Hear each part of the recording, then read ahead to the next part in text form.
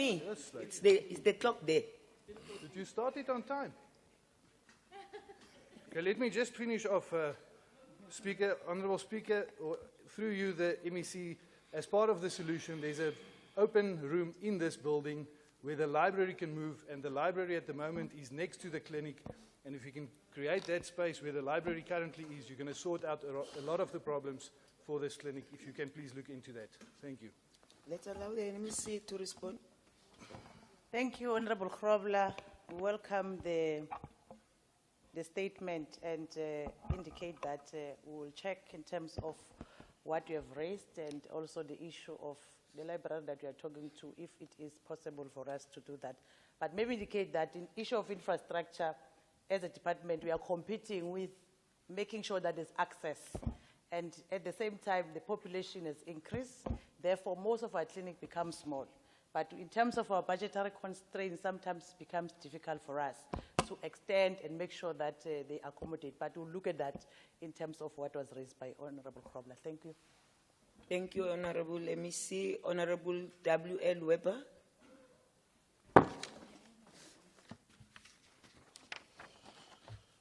Madam Speaker, the Freedom Front Plus is deeply concerned about the increasing numbers of reports of police brutality.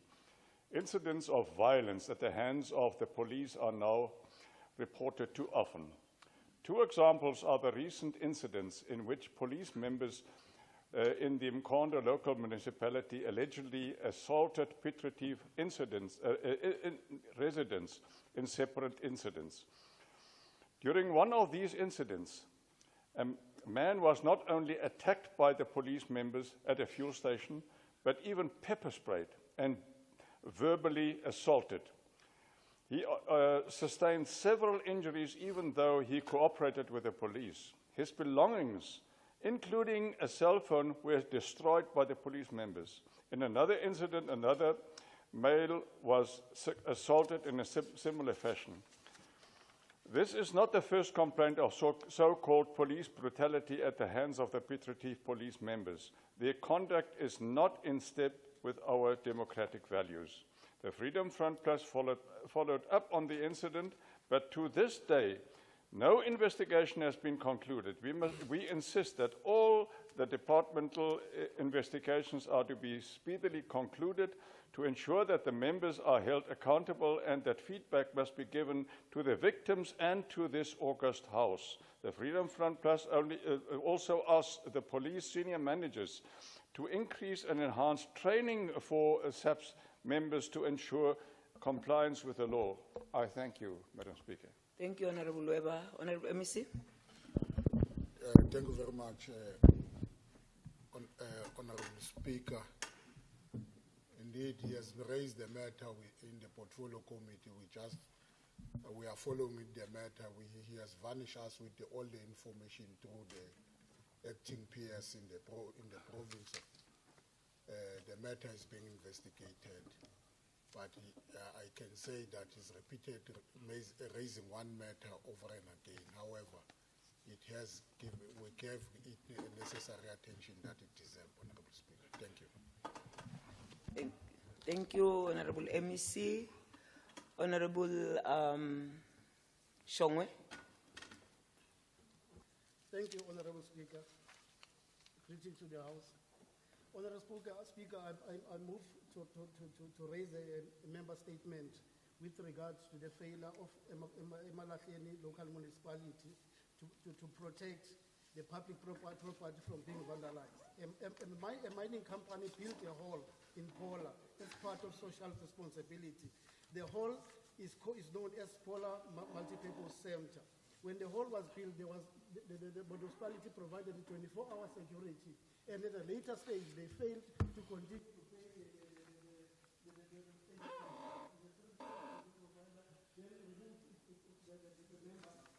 from safeguarding the property, and that resulted in the community hall being vandalized right under the nose and eyes of the local councillors and the police, because the hall is situated in the mainstream.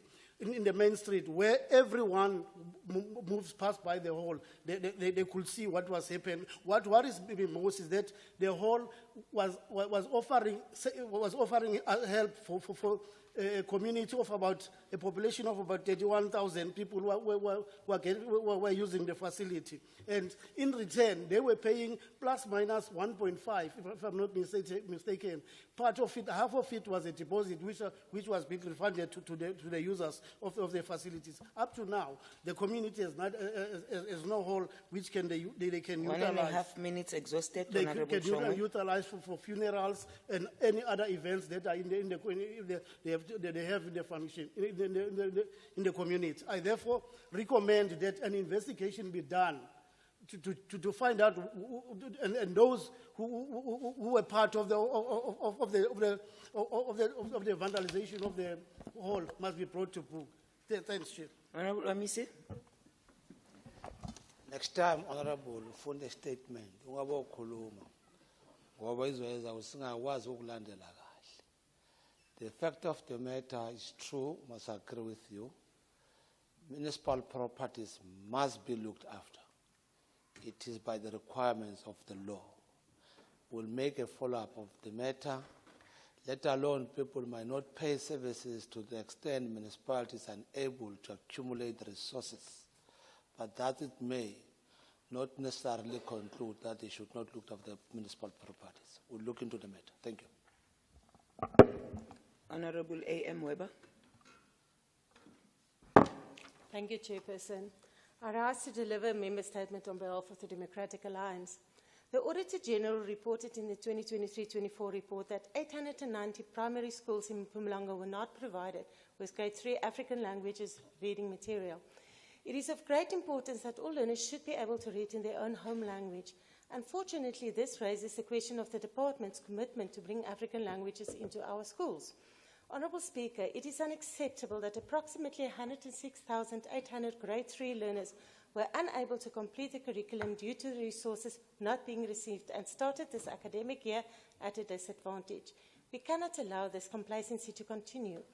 Honourable Speaker, through you, Honourable MEC, how will Mpumalanga learners ever be properly educated if officials in the department cannot plan correctly to ensure learners have the material necessary to learn from?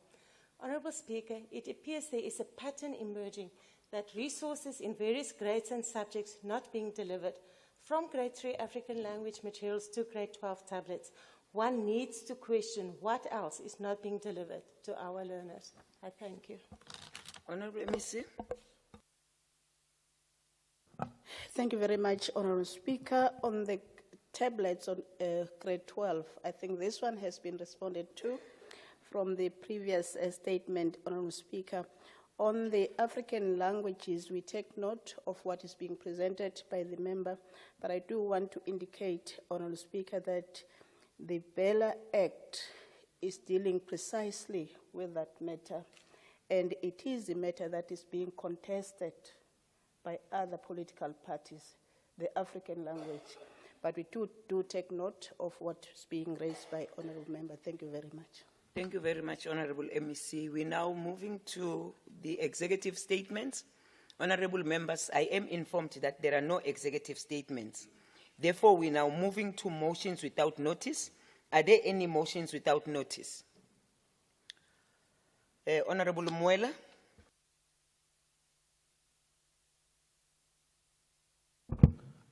Thank you very much, Honourable Speaker.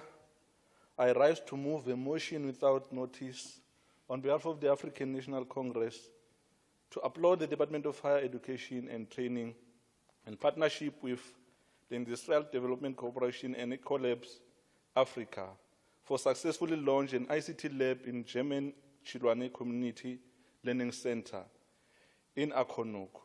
Noting the establishment of the Ecolab ICT is a direct result of a collaboration of private-public partnership involving the Ecolab Africa, Industrial Development Cooperation, along with the Department of Higher Education and Training.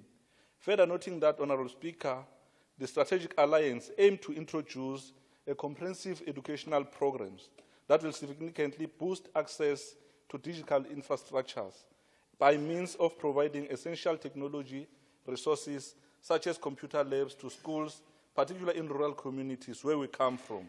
This will also seek to position the community of education and training colleges, institutions that will contribute to driving the developmental agenda of government in all communities. Therefore, Honourable Speaker, this initiative will involve an international strategy to address the digital device in communities using digital skills. I so move, Honourable Speaker, and thank you very much. Thank you very much, Honorable Muela. Does the House agree to adopt the motion? So agreed. Any other motion? Honorable Mahlangu? Ngiyathokoza somlomo wesibetha mthetho seMpumalanga.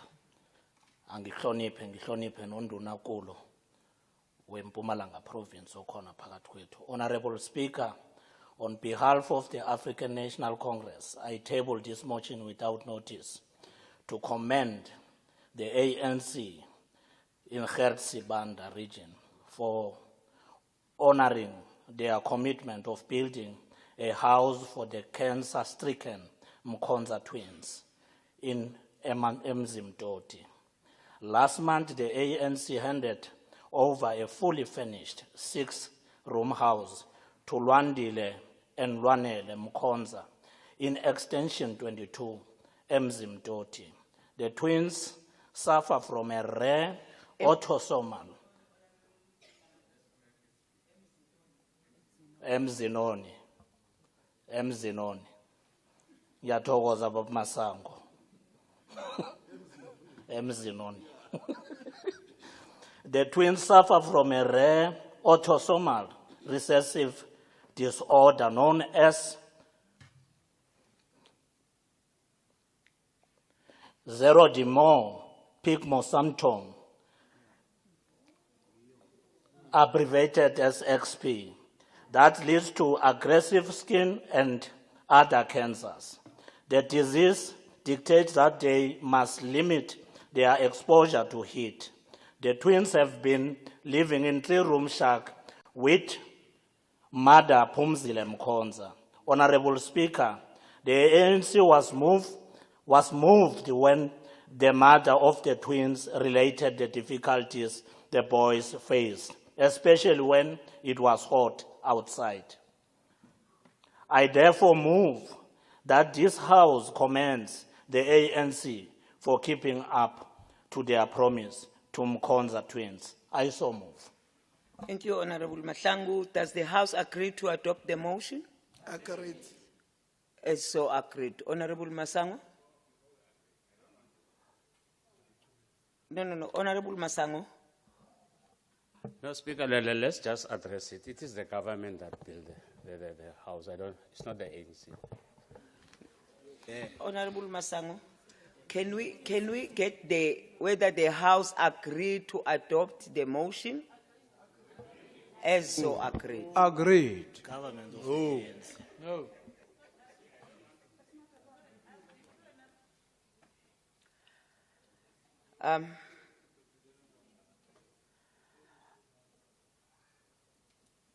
We are moving, honorable members.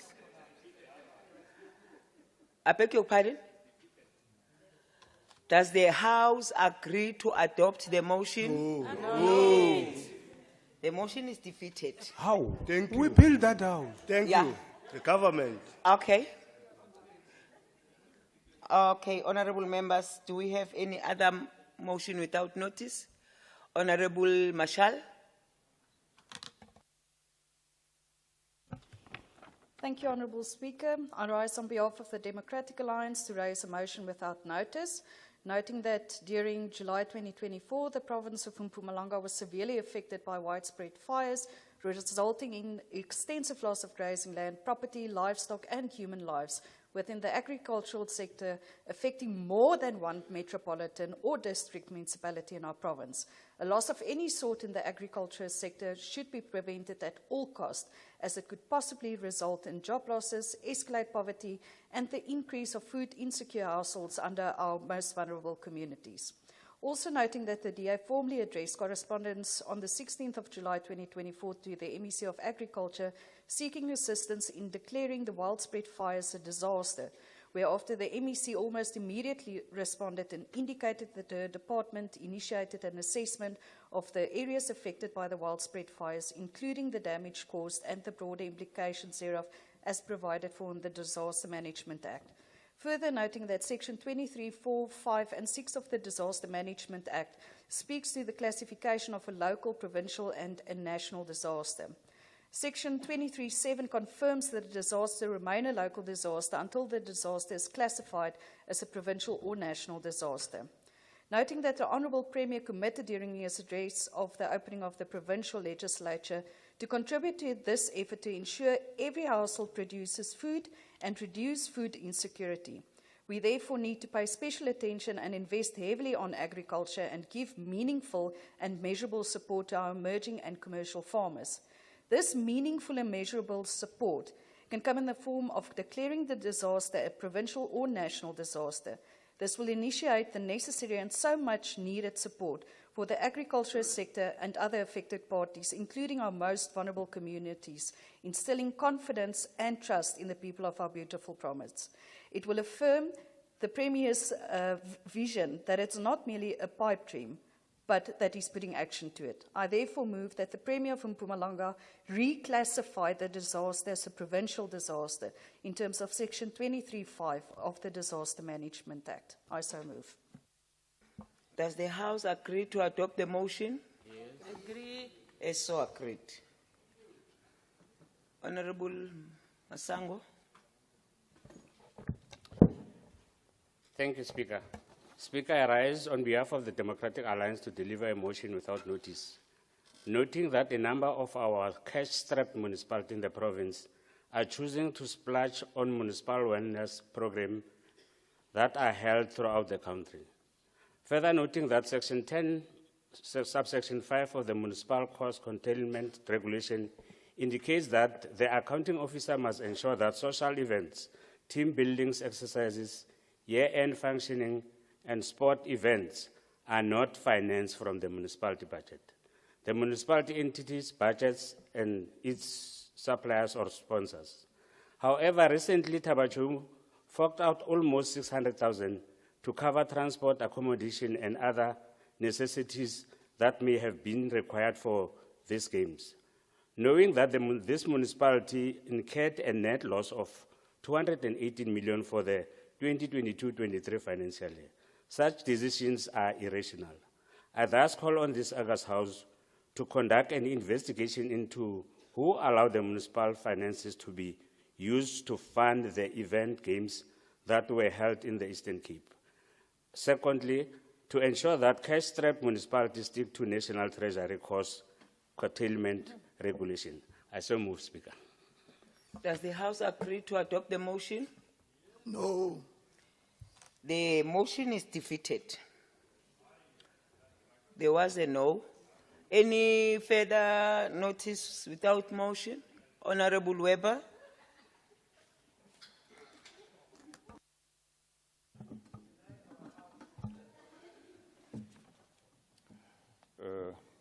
Madam Speaker, I hereby move on behalf of the Freedom Front Plus to congratulate the Mpumalanga Directorate for Priority Crime Investigations, the Hawks' swift response and thorough investigation into the alleged corruption of a court interpreter that led to his arrest shortly thereafter.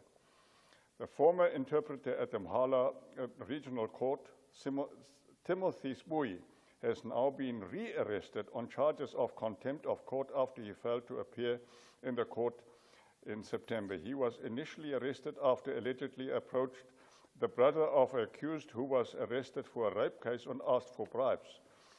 This arrest follows shortly after the Hawks arrested another court interpreter, Sizwe Zita, who was based at the Calcutta Magistrates Court for the same crime and modus operandi.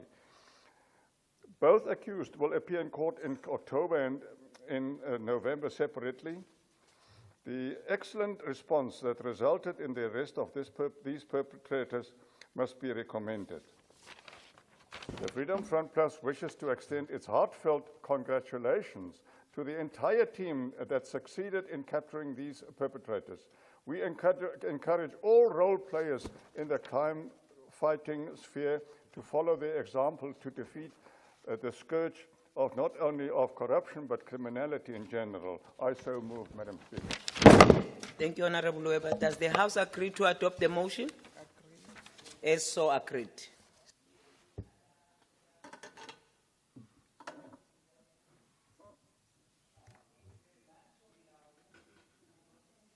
Oh, apologies. We're now moving to notices of motions. Are there any notices of motions? There's none. So now we're moving to formal motions. Honorable members, I must indicate that I'm informed that there are no formal motions. Now we are going to move to the orders of the day. I'm now calling upon the Secretary to read the first order of the day. Order number 1, election of the chairperson of committees in terms of section 111, subsection 5 of the Constitution of the Republic of South Africa, 1996, read with Rule 11, Sub-Rule 1 of the Rules and Orders of the Mpumalanga Provincial Legislature. Thank you, Secretary. Honorable members, Section 11, or Section 111, Subsection 5 of the Constitution provides that in terms of its rules and orders, a provincial legislature may elect amongst its members other presiding officers to assist the Speaker and the Deputy Speaker. Rule 11, Sub-Rule 1 of the Rules and Orders of Mpumalanga Provincial Legislature, the rules of the legislature provides that the House must elect from amongst its members a chairperson of committees and a deputy chairperson of committees, respectively, for the duration of the legislature. Now, a vacancy has occurred following the resignation of the former chairperson of committees, Honorable L.M. Mabuza, pursuant that the House is compelled to fill this vacancy. In electing the chairperson of committees, the following processes will be followed. I will first call upon the nomination of the candidates for the election as a chairperson of committees. Secondly, I will call for a supporter for the nomination. Thirdly, I will ask if the nominated candidate does accept the nomination. The nomination must be submitted in the form prescribed and must be signed by the nominator, the supporter, and the nominated candidate. I will then call for further nominations following the above process until all nominations are exhausted. If only one candidate is nominated, I will declare the candidate elected as a chairperson of committees. If more than one candidate is nominated, I will call for a vote by a way of secret ballot with each member having one vote. After voting, the votes will be calculated and I will declare and announce the candidate who has received the majority of votes. We may now proceed with the process of electing the chairpersons of committees following the processes articulated above. I now call for a nomination for the first candidate for election as a chairperson of committees. Honorable Mabuza. Sithokoze somlomo ngibingelele uNdunankulu weprovince ngibingelele ama-member executive nama-member wonke wesishayamthetho. Ngisukuma igama lami nginguleya Murithi Mabuza ukunominata u-Honorable Ubaba uFidel Mlombo for the position of Chair of Chairs. Thank you, Speaker. Thank you very much, Honorable Mabuza. I am now calling for a member who will support the name of Honorable Mlombo as nominated by Honorable Mabuza. Honorable Monini.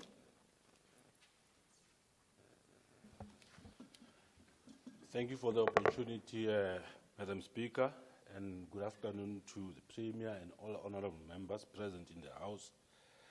Honorable Speaker, I stand to second the nomination of Honorable Fidel Mlombo to be the Chair of Chairs. Thank you. Thank you very much, Honorable Monini. Let us now get Honorable Mlombo if he does accept the nomination. Honorable Mlombo. Honorable Speaker, good afternoon to you. I do accept the nomination. Thank you very much, Honorable Mlombo. I want to believe that the applicable form is circulating for all participants to fill.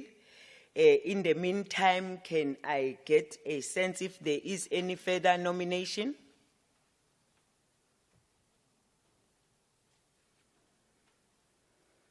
In a count of 3, 2,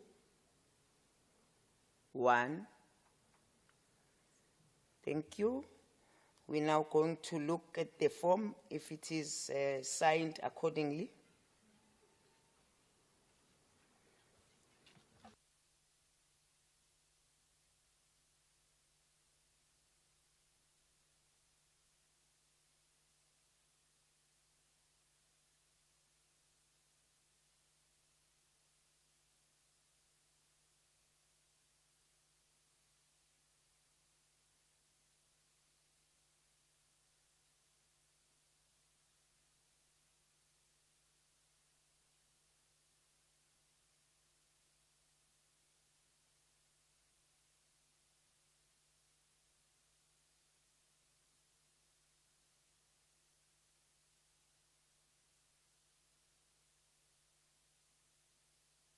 Thank you very much, honorable members.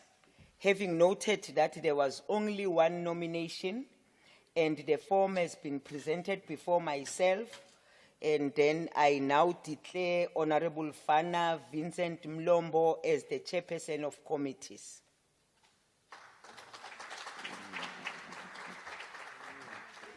Thank you very much, honorable members. Now I am calling upon Honorable Mlombo just for a few minutes just to give us his accepting speech.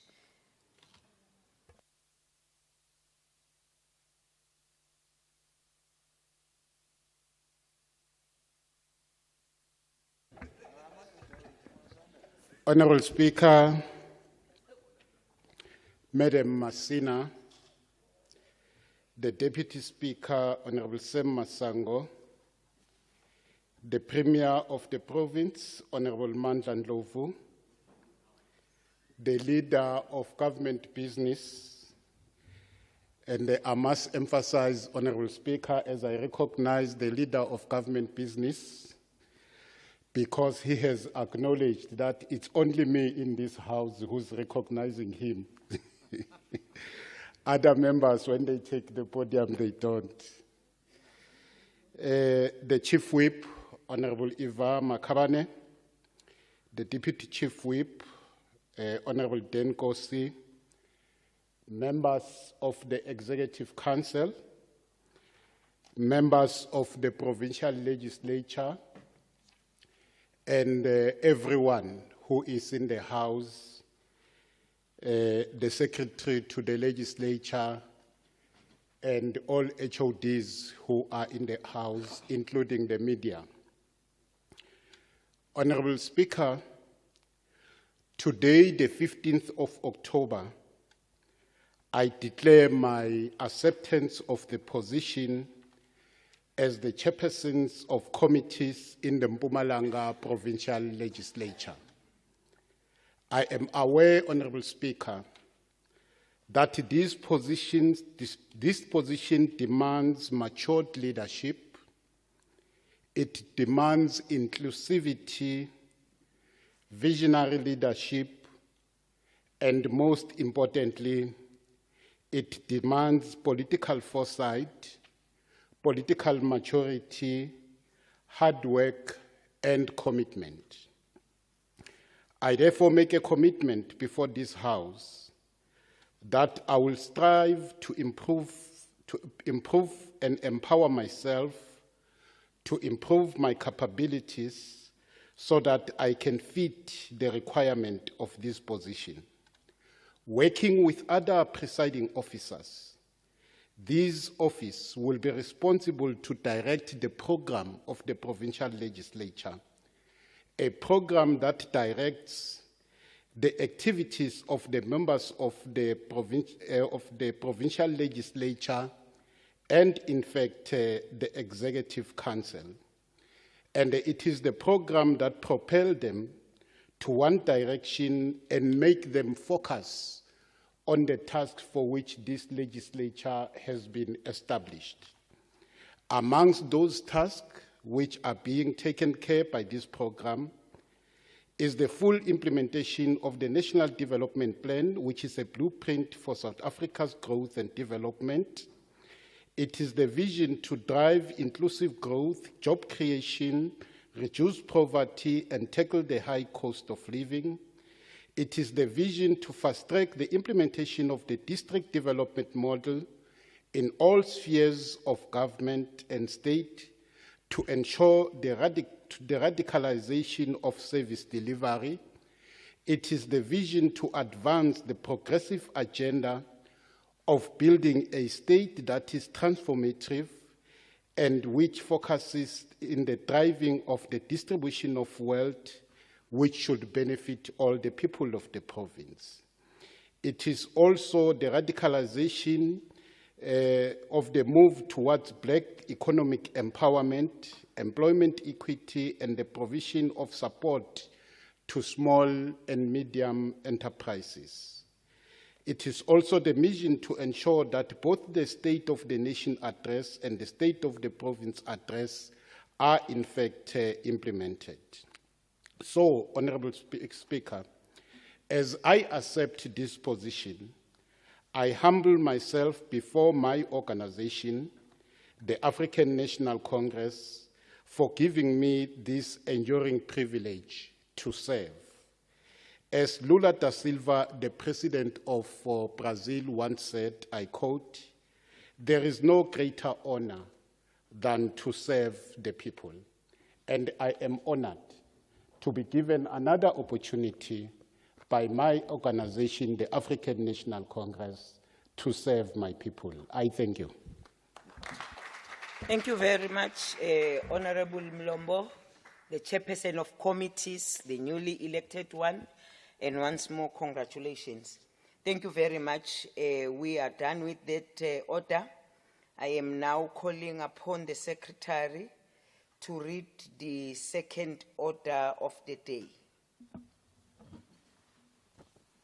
Order number 2, questions for oral reply to members of the Executive Council. Thank you very much, Secretary. I have a question paper in front of me with the questions for oral reply to all members of the Executive Councils. I am informed that the question paper was duly circulated to all the members of the legislature. Just before we proceed to the question, honorable members, let me just put to the attention of members that in terms of the rules, honorable members, in terms of Rule 103, Sub-Rule 5, not more than 4 questions for oral reply may be put to a member of the Executive Council in respect of any one department on any particular question day, which means that there will be a maximum of 4 questions for each MEC. We will therefore now proceed to our questions, but also we must indicate that there will be 15 minutes that will be allocated for each question, which will include also the follow-up questions. Honorable members, we are now proceeding with our questions. The first question for the day will be asked by Honorable GM Demande.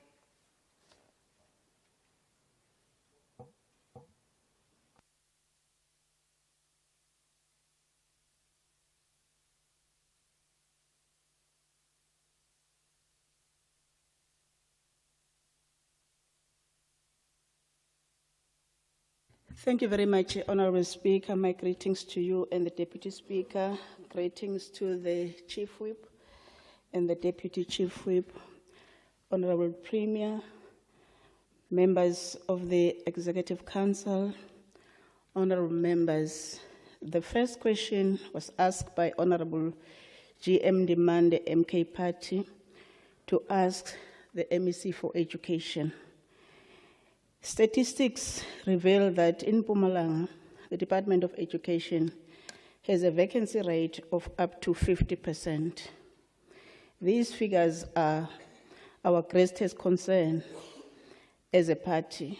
It is worrisome to hear this, since we believe that the future of the country lies in our young people being properly educated. Can the Honorable MEC confirm the statistics and inform this House of what strategies and plans the department is going to implement to address this challenge and crisis? Our response, Honourable Speaker, in the House, the vacancy rate in schools is 6.8%, and the vacancy rate in offices is 49.36%. To ensure that there is always a teacher before a learner in schools, we appoint, or schools appoint, educators in temporary capacities in addition to the permanent teachers. In all office or circuits, districts, and provincial office, the vacancy rate for both educators and non-educator office-based posts is currently standing at 49.36%. As and when funds are available, the department identifies critical vacant posts for filling. In April 2023, 6 SMS posts were filled, and again, 133 office-based posts for circuits, districts, and head office were filled as from the 1st of October 2023. The department has to date identified another 134 posts that were advertised, and the recruitment process is ongoing. Again, at the beginning of the third quarter, 76 office-based posts were advertised for filling, and the department intends to advertise 63 office-based posts, which includes 9 SMS posts. This is our response, Honourable Speaker. Thank you very much, Honourable MEC. Let me get a sense from Honourable Ndimande if there's any follow-up question. Thank you, Honourable Speaker. I don't have any further question. I'm covered. Thanks. Thank you very much. From any other member, Honourable Weber. Thank you, Honourable Speaker. Honourable Speaker, thank you, MEC. You have covered half my question. I just want to ask retired and designated teachers that resign. Is there a moratorium on filling these posts, or are they inclusive in the figures that you just gave us? And if not, when will we start replacing them? Thank you very much. Thank you very much, Honourable Speaker. In fact, we do not have moratorium now as we speak, but there's a process that we have to follow for filling vacant and critical posts in a department. You have to follow a certain process to motivate for filling of those vacant posts. All other or any posts that are vacant currently and they are funded, we are in a position to fill them as a department. Thank you very much, Honourable MEC. We are now moving to the next question on our question paper, which is by Honourable J.C. Dale to the MEC for Public Works, Roads and Transport. We are noting that there's an apology from the MEC, but of course MEC J. Masia will be standing on his behalf.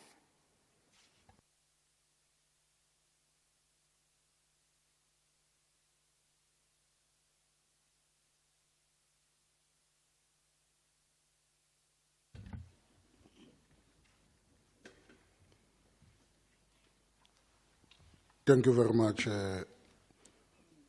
Honourable Speaker. Once more, greeting to your good self, to the Honourable Premier, members of the Executive, and the House at large. I'm dealing with, I'm standing in on behalf of Honorable Tomo. Honorable Saidel from the ANC asked the MEC for Public Works, Roads and Transport. The district development model is designed to address problems with service delivery by allowing the spheres of government to work together in a more effective and coordinated way. Some of our municipal roads are in treacherous conditions such as Umkondo, Emelo, Emalahleni and others. In terms of the above, can the MEC share some light on the plan that the department has in ensuring that the road condition in municipality are improved, particular municipal roads?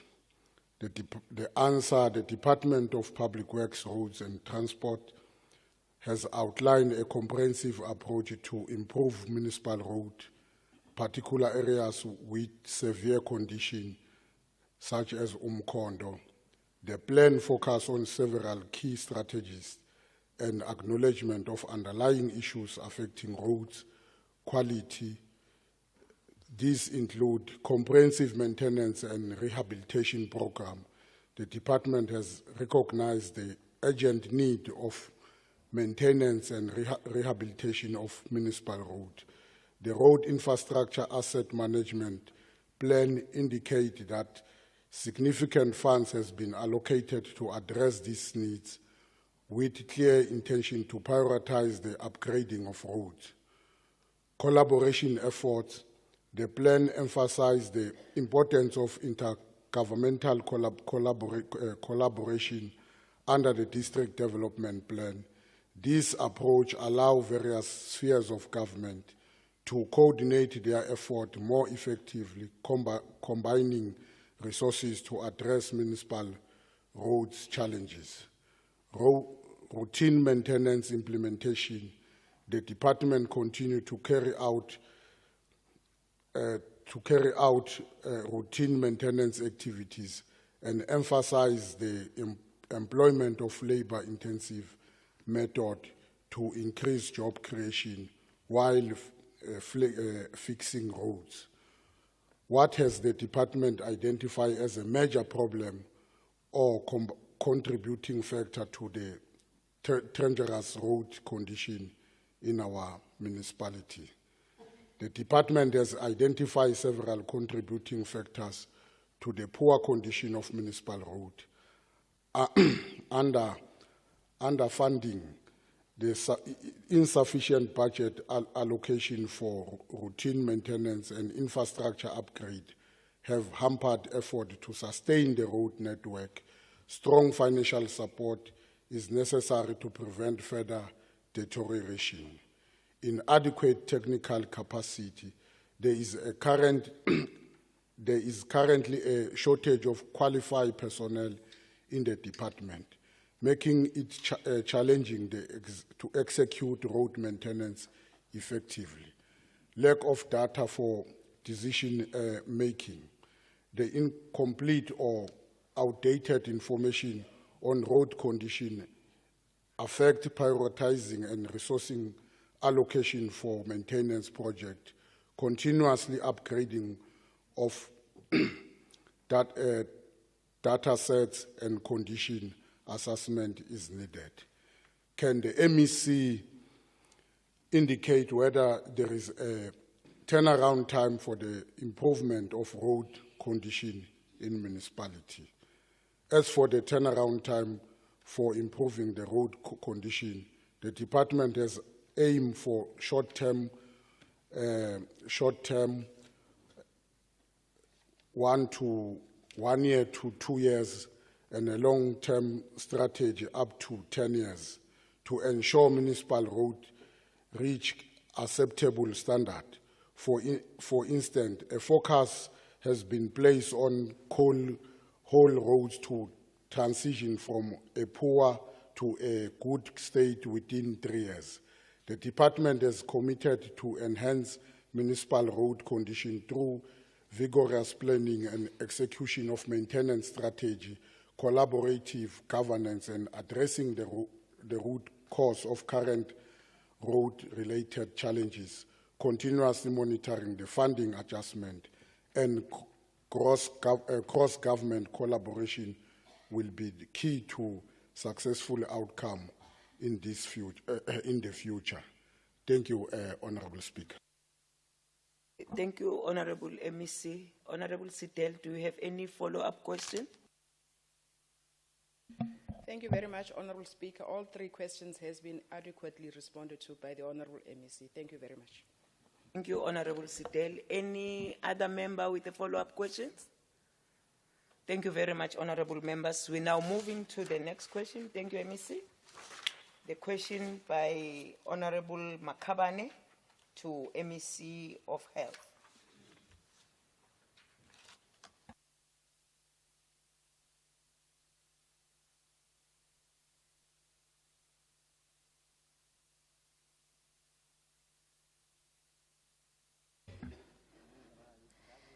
Thank you, Honorable Speaker.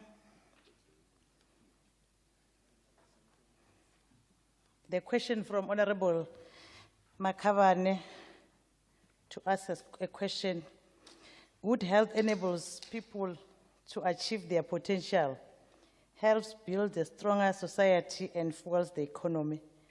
It is the most precious asset we have, both as individuals and as society. There's been reports of malaria outbreak, which is a life-threatening disease spread to humans by some types of mosquitoes. The first question is that, in relation to the above, can the MEC indicate which areas are mostly affected across the province? Malaria is endemic in some areas of South Africa, and transmission is restricted to the Lowveld region in the province. The affected areas are Bushbuckridge, Nkomazi, and City of Mbombela. Can the MEC kindly share the strategy employed by the department in mitigating the spread of this disease? Indoors residual spraying, the department has appointed 400 malaria spray operators on long-term contract of 2 years and 9 months to conduct indoor residual spraying in targeted structures. Community awareness activities are included in the responsibilities of the appointed spray operators to enhance prevention efforts. Ongoing annual training for malaria case management will be conducted, including in non-endemic districts, to ensure preparedness across all areas. Facility-based mortality audits will be conducted and gaps will be addressed on site to improve patient outcome. And test and treat, this is an intervention where environmental health practitioners and supporting partners go to the field to test and treat community members without patient going to the hospital and clinics. Larviciding, the department conducts this process for the purpose of treatment of water bodies where mosquitoes lay eggs. And the last one, the implementation of Muswaswa project.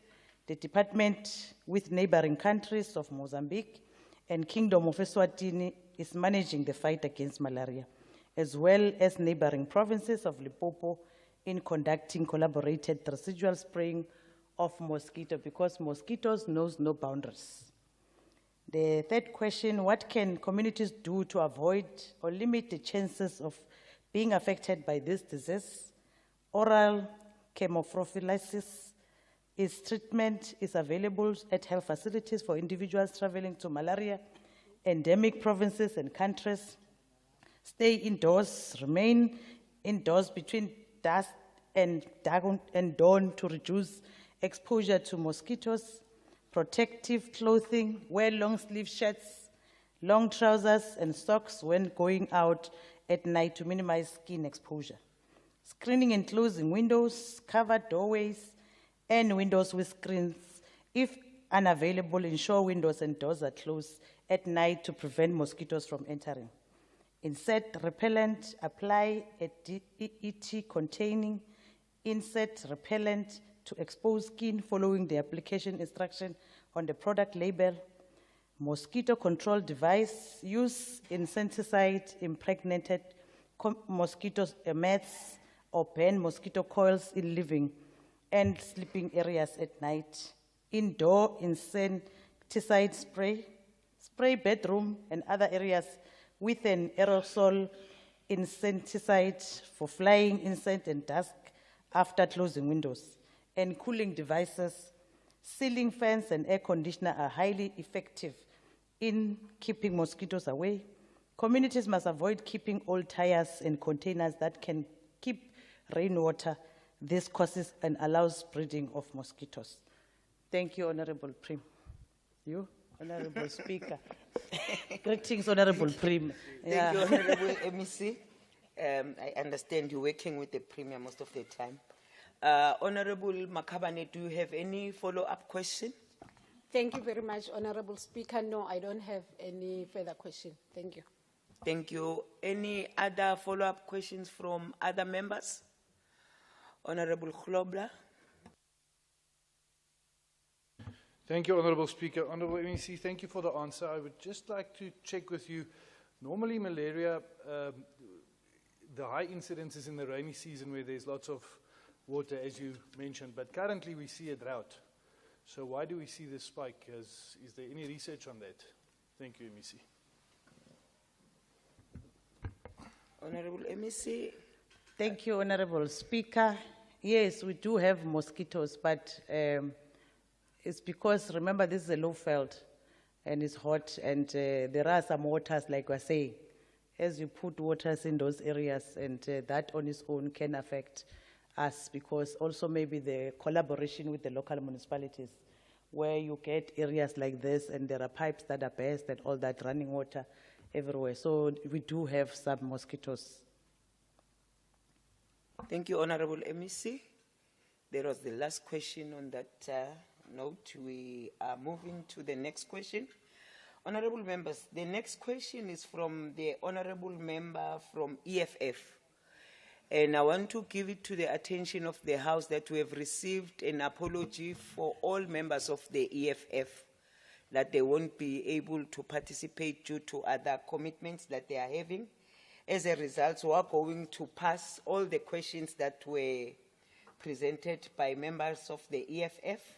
I'm now moving to the question by Honorable TMJ Grove Morgan, asking the MEC for Agriculture, Rural Development and Land and Environmental Affairs.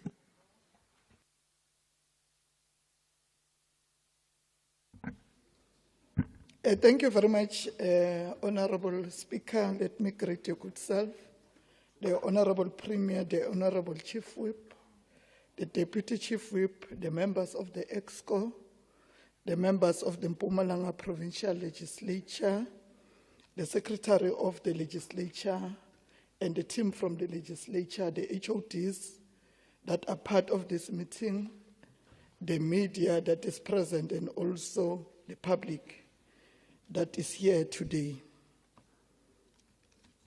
I'll be responding on behalf of the MEC for Agriculture. You'll note, Honorable Speaker, I'm the acting MEC for Agriculture. The question is from Honorable TMJ Grove Morgan to ask the MEC for Agriculture. With regards to the Mpumalanga International Fresh Produce Market and the operationalization thereof, can the Honorable MEC please indicate the following? Who is the operator of the MIFMP? At what cost, and which department is responsible for the appointment of the operator? Our response: the department appointed BNH Consortium for the first operationalization of the market with effect from April 2024 through a competitive bidding process. And there are no costs incurred for the appointment of the operator.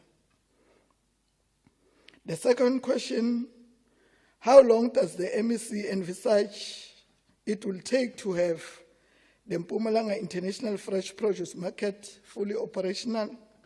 Please provide a breakdown and timeline with budget. Our response: The market is currently in a transition phase wherein the operator is conducting an audit of the MIFPM to ascertain completeness of the construction, functional ability of infrastructure and equipment according to the scope of work and anticipated traffic. This will be followed by the modifications of infrastructure where needed, and this process is anticipated to take 6 months from the date of handover, which was the 1st of August 2024. The third question: has the Department of Agriculture put aside a budget for the Mpumalanga International Fresh Produce Market in the 2024-2025 financial year? And if yes, what is the amount? And if no, why not? The department can confirm that the budget for Mpumalanga International Fresh Produce Market has been apportioned amount to 54 million for the operationalization of the market. The fourth question: did the Department of Economic Development and Tourism do an official handover of the Mpumalanga International Fresh Produce Market project to the Department of Agriculture, Rural Development, Land and Environmental Affairs, and was the budget handed over as well? The MEC for the Department of Economic Development and Tourism and the Department of Public Works, Roads and Transport handed over the market to the department on the 1st of August 2024. And there was no budget handed over from these departments as the construction contractor is partially on site to address some snags and minor defects. Thank you very much, Honorable Speaker. Thank you, Honorable MEC. Honorable Grove Morgan, any follow-up question? Thank you very much, Honorable Speaker. Honorable Speaker, I have a question. Bullet 2 was not responded to. The MEC responded on the timelines, but she did not respond on the budget of the operational costs. Thank you. MEC?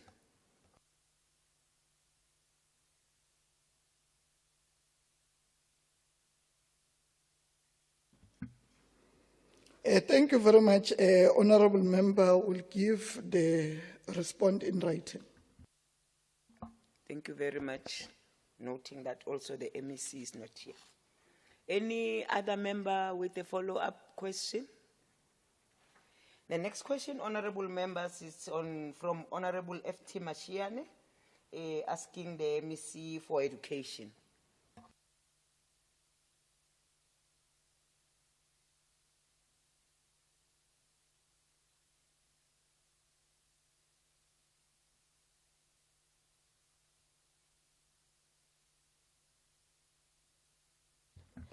Thank you very much, Honorable Speaker. The question was asked by Honorable F.T. Mashiane, Action SA, to ask the MEC for education. Mpumalanga is facing significant challenges in the education sector, particularly due to a shortage of schools. Private entities have expressed interest in building private schools to help address the gap, but there are concerns that the government is delaying or refusing to issue the necessary permits for these projects. Additionally, the Mpumalanga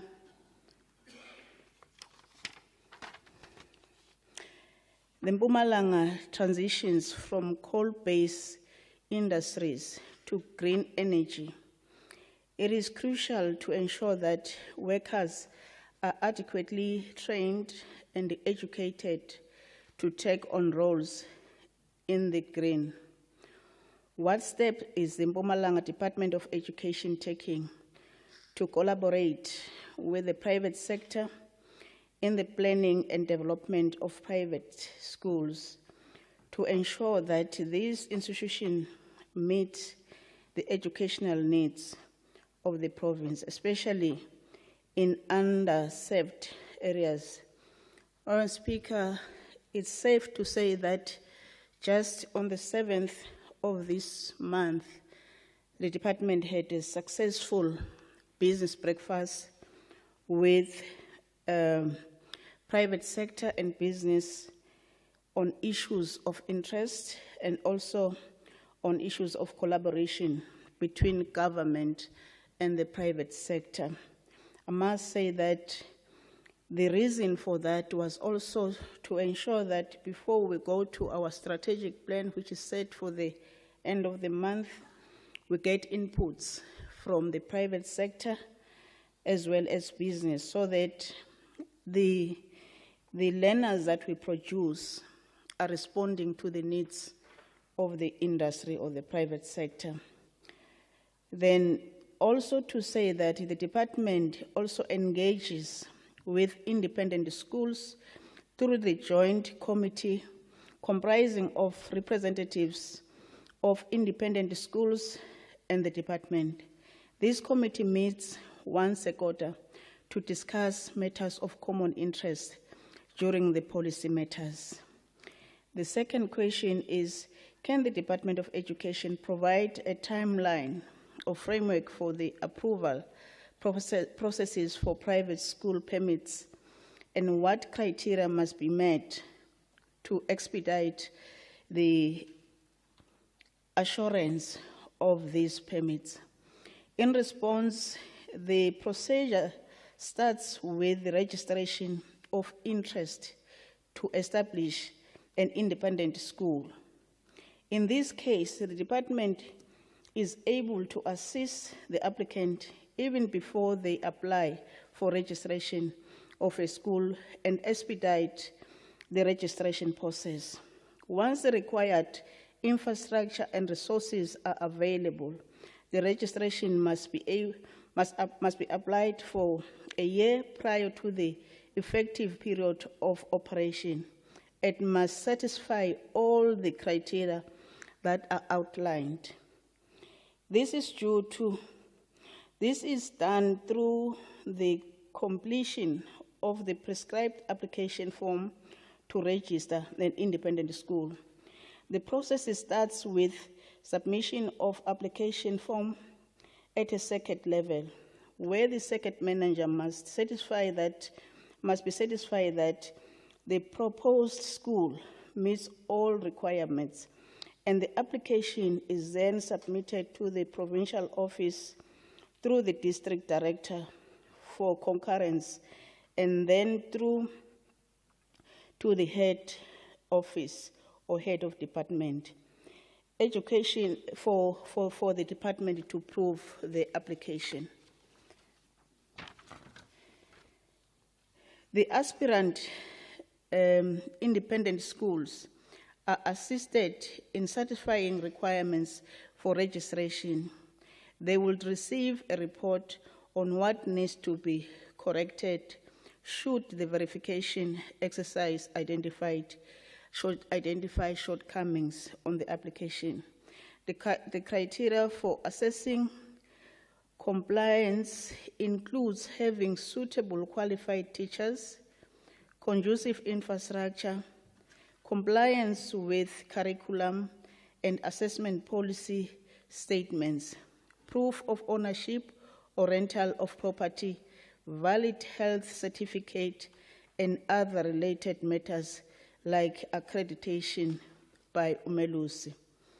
If there is a specific case, we would like to ask from the honorable member if there are specific cases that they would want to refer to the department so that they get specific answers. We would like to request them to send those cases to the department so that we can respond on specific cases. Thank you very much, Honourable Speaker. Thank you very much, Honourable MEC. Honourable Mashiane, do you have a follow-up question? Thank you, Honourable Speaker. Thank you so much, Honourable MEC, for your responses. I much appreciate it. But I didn't hear you when you were laying down the criteria, because one of the criteria that gave me sleepless nights is that before an independent school is registered, he must produce the number of students that will be attending that school. So my question is, what type of a parent will register his or her child to a school that is not registered with the department?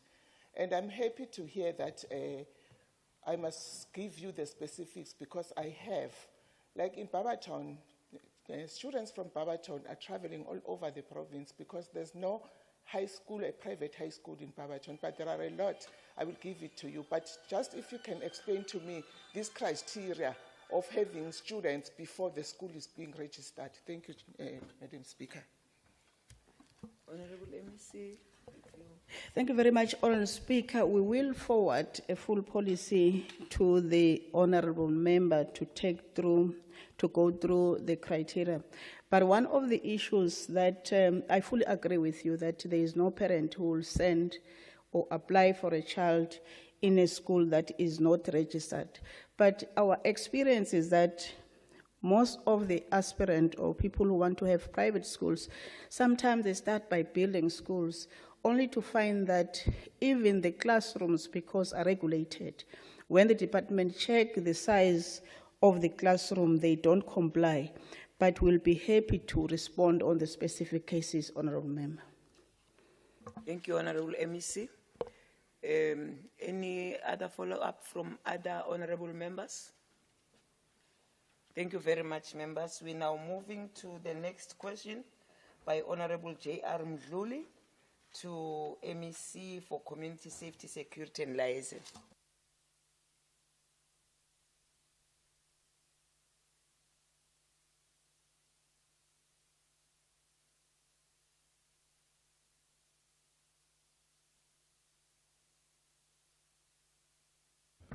Thank you very much.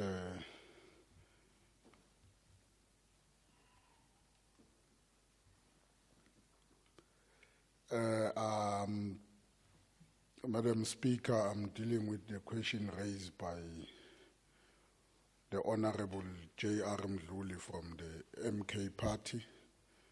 Mpumalanga has seen some drastic rise of road fatality in the past 2 months.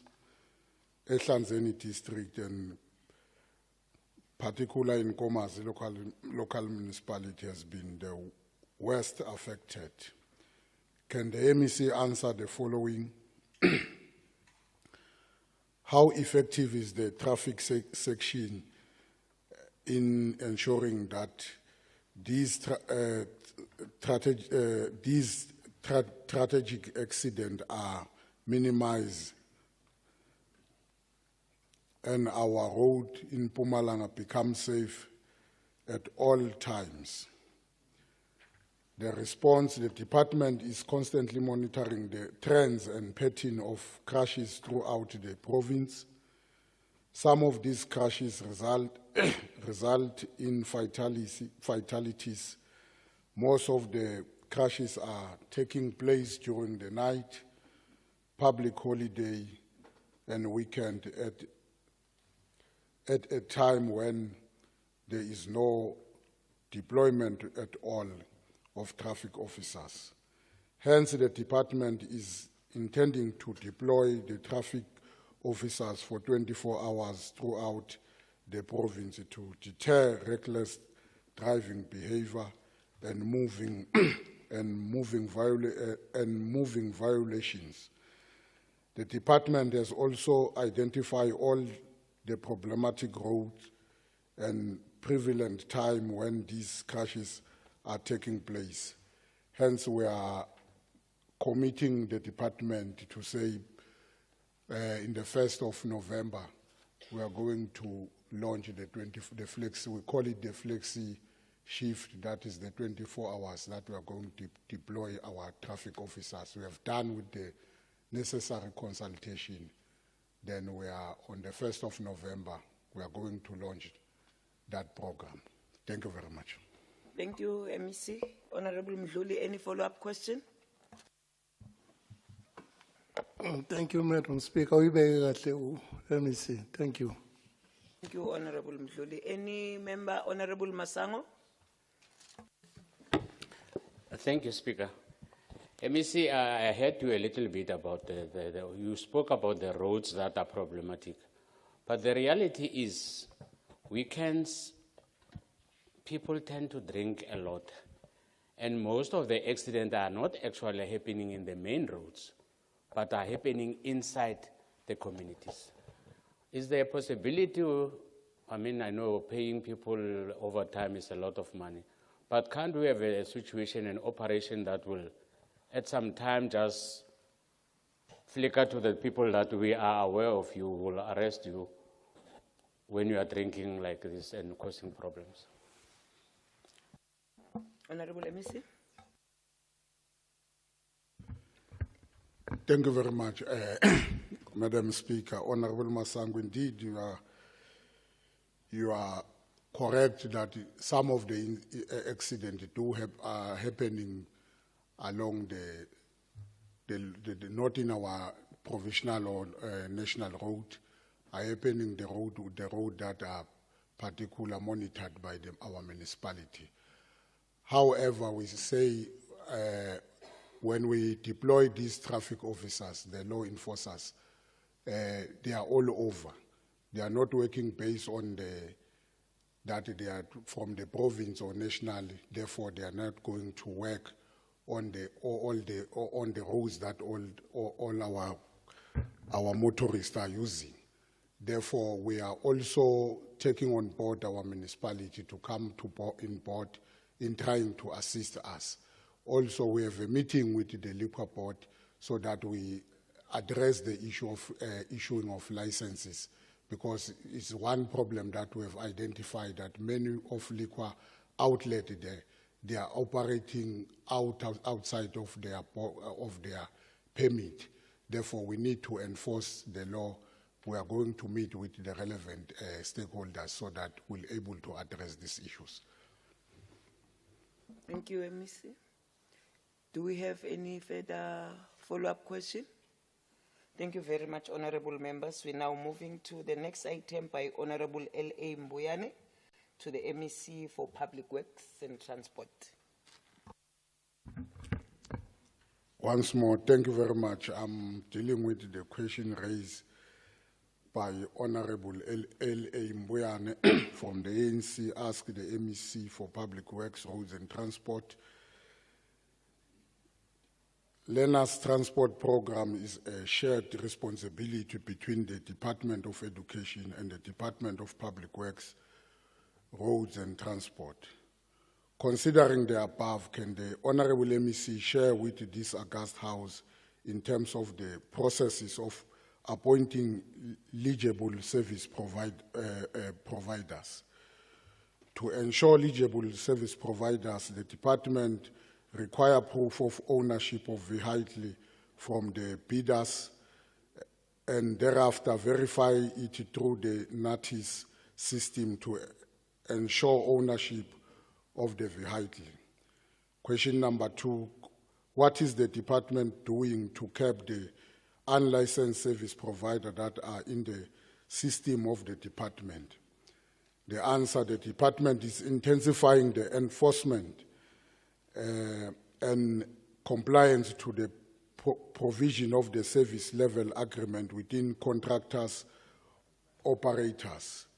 Contractors subject all scholars transport vehicle to a roadworthy test at the testing center designated by the department every 6 months to ensure the safety of the learners and implement consequence management to non-complying service provider as provided in the service level agreement, subsection 14.7.2, which is to immediately cancel the contract and claim the damage from the contractor.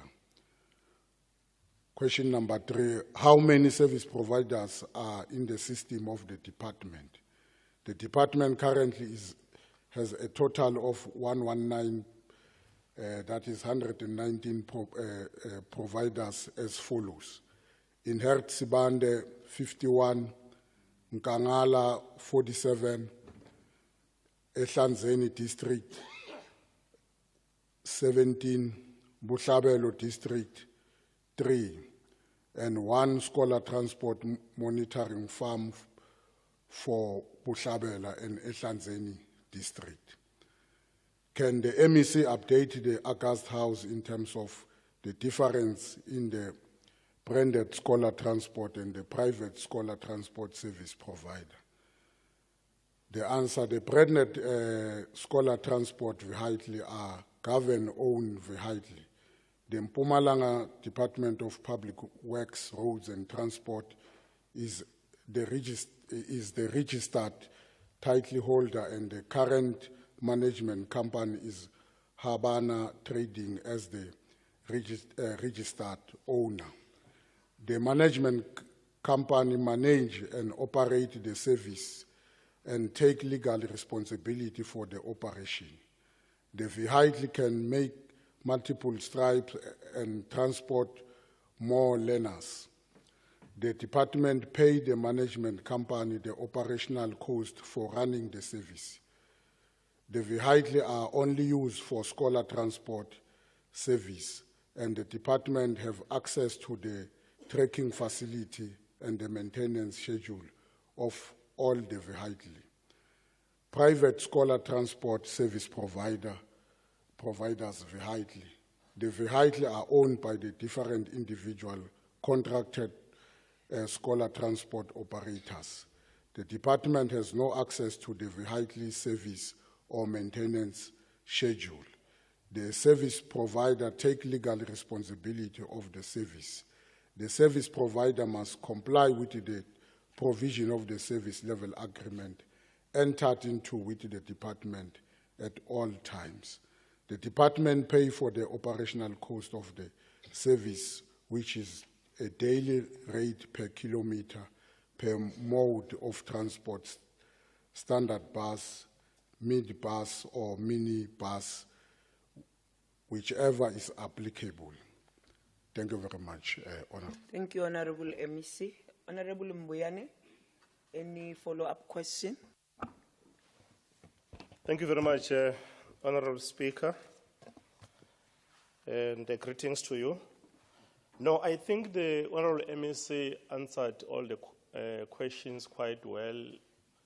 He was also able to put riders in terms of breaking down question by question. So I'm satisfied with the answers. Thank you very much. Thank you, Honorable Mbuyane. Any follow-up questions from other members? Honorable Masango. Thank you, Speaker. MEC, I know probably whether you will be able to answer this one. If you are not, I think you will pass the buck. MEC, I just want to check with you. You spoke about this one, Roman figure number 2, that yes, you are doing what do you call, to check the unlicensed providers. Do you have a specific team that is actually given that job to do? Because I don't think that is being done effectively. Honorable MEC, yeah, I think the Honorable Masango indicated that you may not respond now, probably, but let's hear from you. Can I submit the written response, Honorable Speaker? Thank you, Honorable MEC. I've seen the hand of Honorable Shongwe Omdluli. No, not demanding my apologies. Thank you, Honorable Speaker. My question is that how can the Department of Transport, of Road and Transport, determine that the transport or the bus services are having a reliable transport maybe disc? Because in most cases there's corruption that is being made by the bus owners when they take the old license disc and go and photocopy it. How can the department detect that the license for these buses are legit? Or another question is that how can we? You are eligible to ask one follow-up question, Honorable Member. Thank you, Honorable Speaker. Thank you, Honorable Speaker. The question that the Honorable Member is asking is, the answer is there on Roman figure number 2, that all the vehicles in each and every 6 months are being taken for checking the road weight, including the disc, the license disc, so the disc of the vehicle. Therefore, they are being checked every now and then at the interval of 6 months.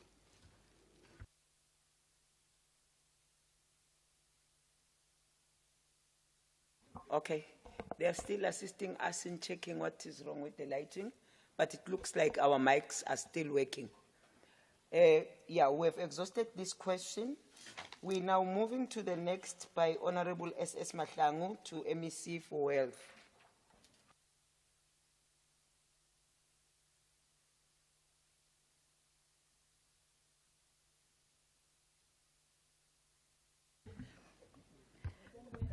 Thank you, Honorable Speaker.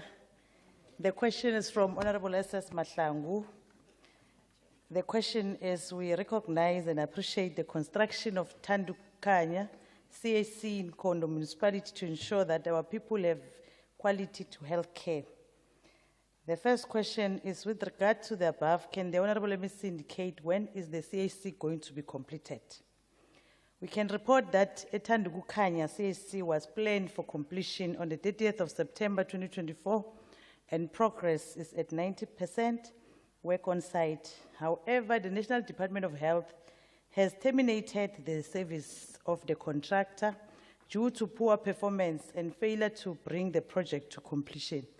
Currently, we are waiting for the appointment of a new contractor to complete the project, and the new completion date is expected to be revised to February 2025. The second question, can the Honorable MEC share with the House as to how many job opportunities were created in the construction of this project? The department can report that jobs that were created are 120 and broken down to 30 female, 68 youth, and 2 people with disability. Thank you, Honorable Speaker. Thank you very much, Honorable MEC. Honorable Mahlangu, any follow-up question? No, siyathokoza somlomo MEC uphendule. Thank you very much. Follow-up question from other members? Thank you very much, members. We're now moving to the next question. In fact, it was the question from Honorable Mkabela. Due to the participant of her, right now we're passing that question. We're now moving to the one by Honorable S.J. Masango to MEC for Cooperative Governance, Human Settlement and Traditional Affairs.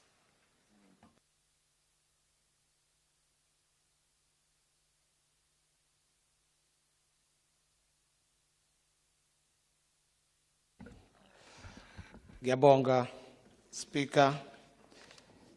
Thanks very much to yourself, Honorable Speaker, to the Honorable Premier, and all honorable members of the House. Honorable S.J. Masango, TA, to ask MEC for Cooperative Governance, Human Settlement and Traditional Affairs. With regard to the installation of hexing smart meters in the province, will the MEC answer the following questions? Question 1, which municipalities in the province are currently installing these hexing smart meters? Department is not aware of any municipality that is installing hexing meters in the province. However, we have instituted an investigation to check in exactly which municipalities so that we can provide a detailed response in that regard. How much did it cost the provincial government or local municipalities listed above to install these meters? The provincial government is not assisting any municipality to install hexing smart meters in the province.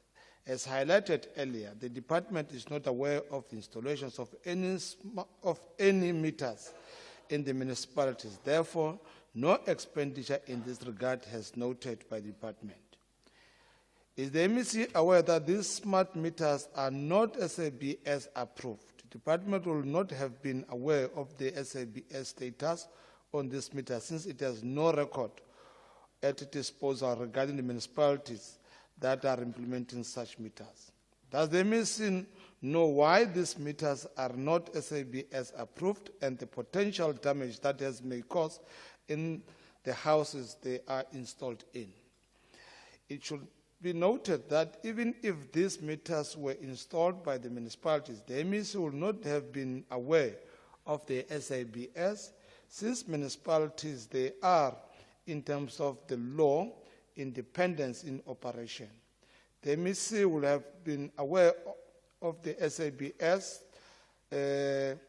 if indeed this matter was brought to department and department was involved in the process of the installation. Ngiyabonga, Speaker. Thank you, Honorable MEC. Honorable Masango, any follow-up question? Yeah, thank you, Speaker. Speaker, I think you are our leader when it comes to oversight the MECs. I mean, I don't know, why do we do oral questions when the MEC will come here and say, I don't know?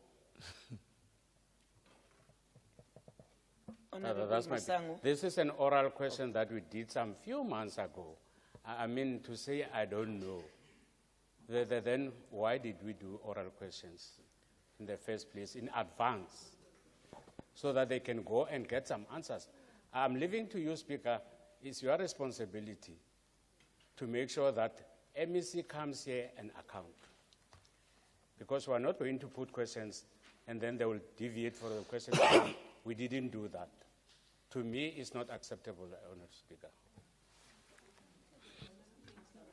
I think I take note of what you are saying, but I think the first question that you have posed that made the MEC to respond that according to the department, they have never instituted any of such. As a result, all these follow-up questions will allow me, Honorable Masango, I think one of the things that the MEC has said that they have instituted an investigation, which the investigation, I think, will allow the MEC to be able to give us further and more information, probably in our next sitting. I think that's how I understood the response from the MEC. Honorable Masango. Yes, Speaker, let me just check your ruling. Is your ruling to say this question, it will stand over? I'm saying we're allowing the MEC, as he has responded, that he has instituted the investigation. I want to believe that having got the investigation report, he will report back to us about his findings. My request is that this question should stand over. Okay. Yeah. Not a problem.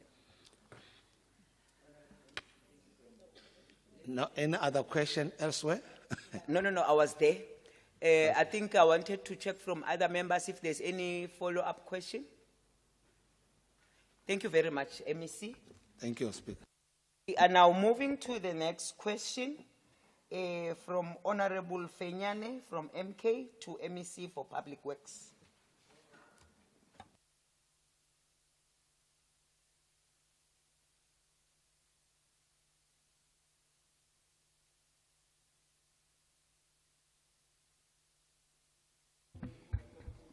Thank you, Honorable Speaker. I'm dealing with the question raised by Honorable MP Fenyane from the MK party to ask the MEC for Public Works, Roads and Transport. During the recent taking legislature to the people in Umkhondo local municipality, the NCOP Week program in Tabachewu local municipality, we witnessed a number of incomplete and abandoned projects. We also noted that in instances where projects are said to be completed, there is some poor workmanship done and the quality thereof is of substandard. Question number one, can the MEC tell the House how are the defects in this project attended to? During the NCOP briefing session, The department reported that there are no abundant provisional road infrastructure project. Currently, the department is implementing the rehabilitation of road P8/1 R376 and has partnered with Mining House to rehabilitate the road P171/1 between Tabacheu and Rosenegal and carries out various routine maintenance activities on the entire provisional road infrastructure in the municipality. The department has standard quality assurance measured for all its projects. When work is deemed defect or there is poor workmanship, the supervision personnel, civil engineering consultant reject the work, and contractors are only paid when the defect has been corrected.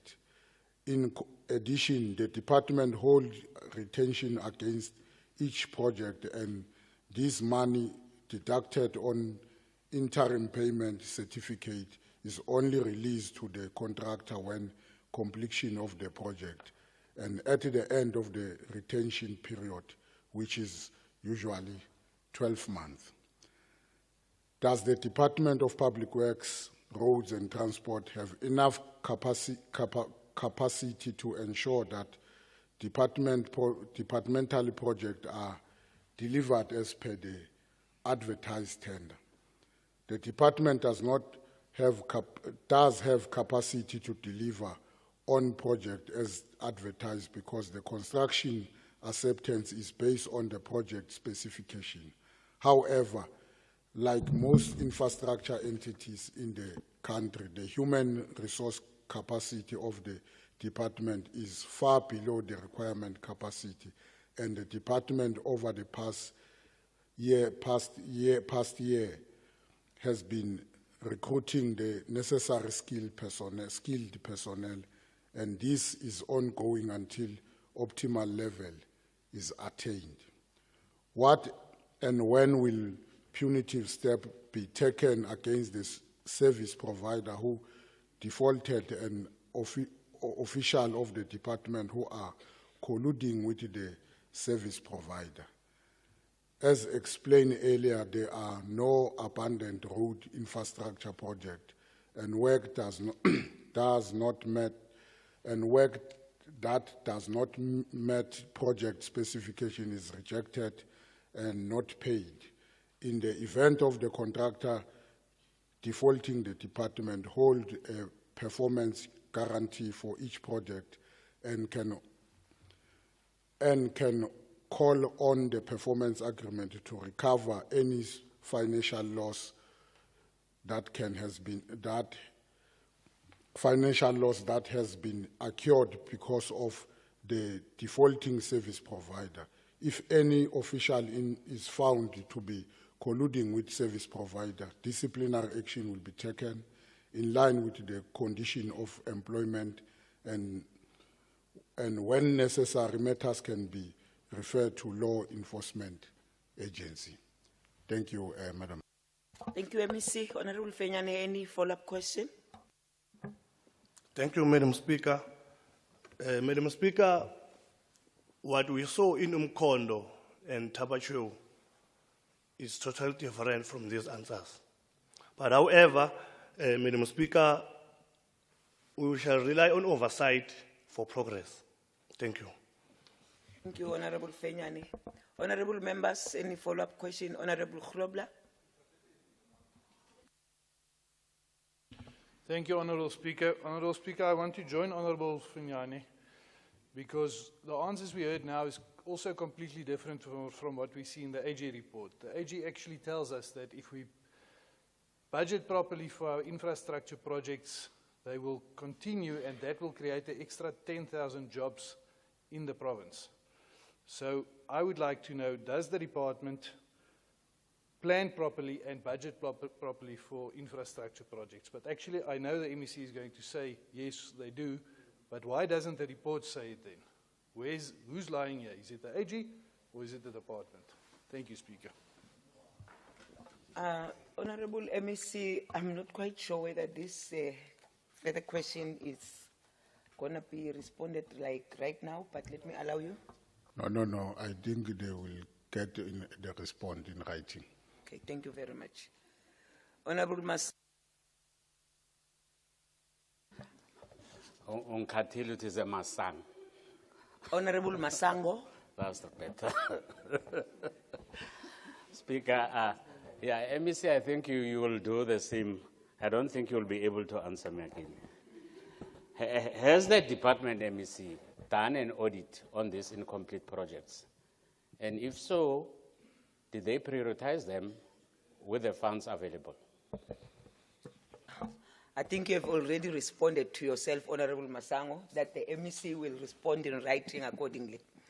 Thank you very much, honorable members. We are now moving to the next question on our question paper, which is the question by Honorable D.L. Muela to ask the MEC for Community Safety, Security and Liaison.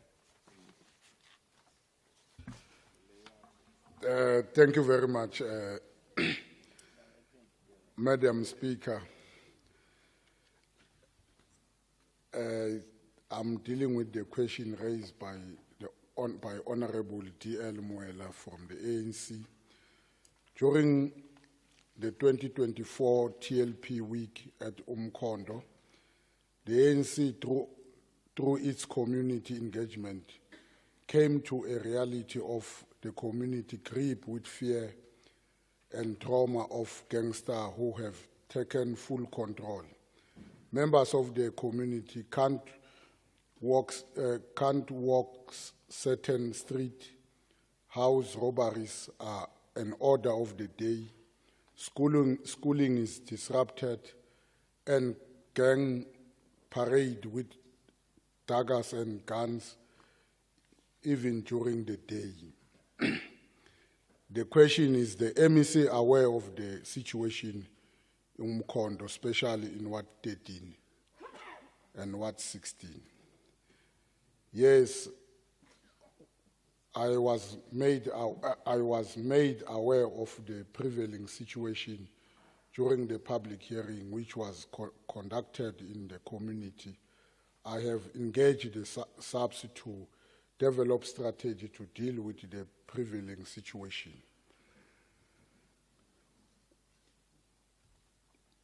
What urgent intervention is the department making to intervene in these communities? High-density operations are conducted to deal with this gangsterism and crime in general. Suspects are traced and arrested. Crime intelligence has been tasked with the responsibility of gathering information about the gangster. What plan is the department making to deal with gangsterism, especially its manifestation in the schooling environment? The anti-gang unity has been established in the province to investigate reported cases on gangster and make intervention. The unity is working in partnership with the Director of Special Investigation, commonly known as the Hawks, and the National Prosecution Unity, the NPA, in order to prevent the spread of gangsterism. The following crime prevention initiatives are implemented: addressing the availability of drugs by identifying and arresting the drug lord and runners as drugs are associated with gangsterism, conducting roadblocks and vehicle checking to search for illegal firearms and drug to ensure safe communities, conducting school safety program to counter the threat of gangsterism and to prevent them from being initiated to gangsterism, crime awareness campaign and randomly search for drugs and weapons. Social crime prevention conducted izimbizo to strengthen relationship relationship within the communities. Community policing structures and private security are participating in crime and violence prevention operation. Since the MEC took over, we have noted exceptional visibility of police and massive crime busting intervention through multidisciplinary team. Can the MEC take such an approach at Umkhondo? The SAPS is implementing Operation Chanela in all the precincts where there is a prevalence of crime, including the Umkhondo municipality, to ensure a safety community based on crime pattern analysis. Weekly high-density operations are conducted in line with this, where there is a high prevalence of crime, especially Thursday to Sunday. This multidisciplinary operation, among others, focus on illegal firearm and aggravated robberies, roadblock, stop and search, and tracing of suspect conducted on a daily basis. We will like to plead with the community to partner with the SAPS to ensure that gangsterism is eradicated in the community, because it is an anomaly that firearm shots and brazen murder of people can be adopted as normally a way of life. Thank you very much, Honorable Speaker. Thank you, Honorable MEC. Honorable Muela, any follow-up question? Thank you very much, Honorable Speaker. Let's welcome the responses from Honorable MEC. On the one matter, just a follow-up, Honorable MEC. Based on the Operation Chanela in Umkhondo, have you made arrest so far? If not, is this program making any positive impact in your view? Thank you very much, Honorable MEC.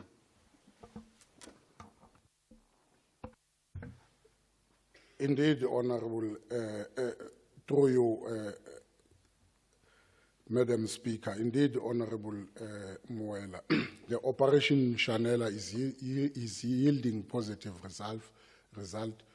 We have made serious arrests in terms of that operation. I might not be able to give you the exact figure of the people that we have arrested.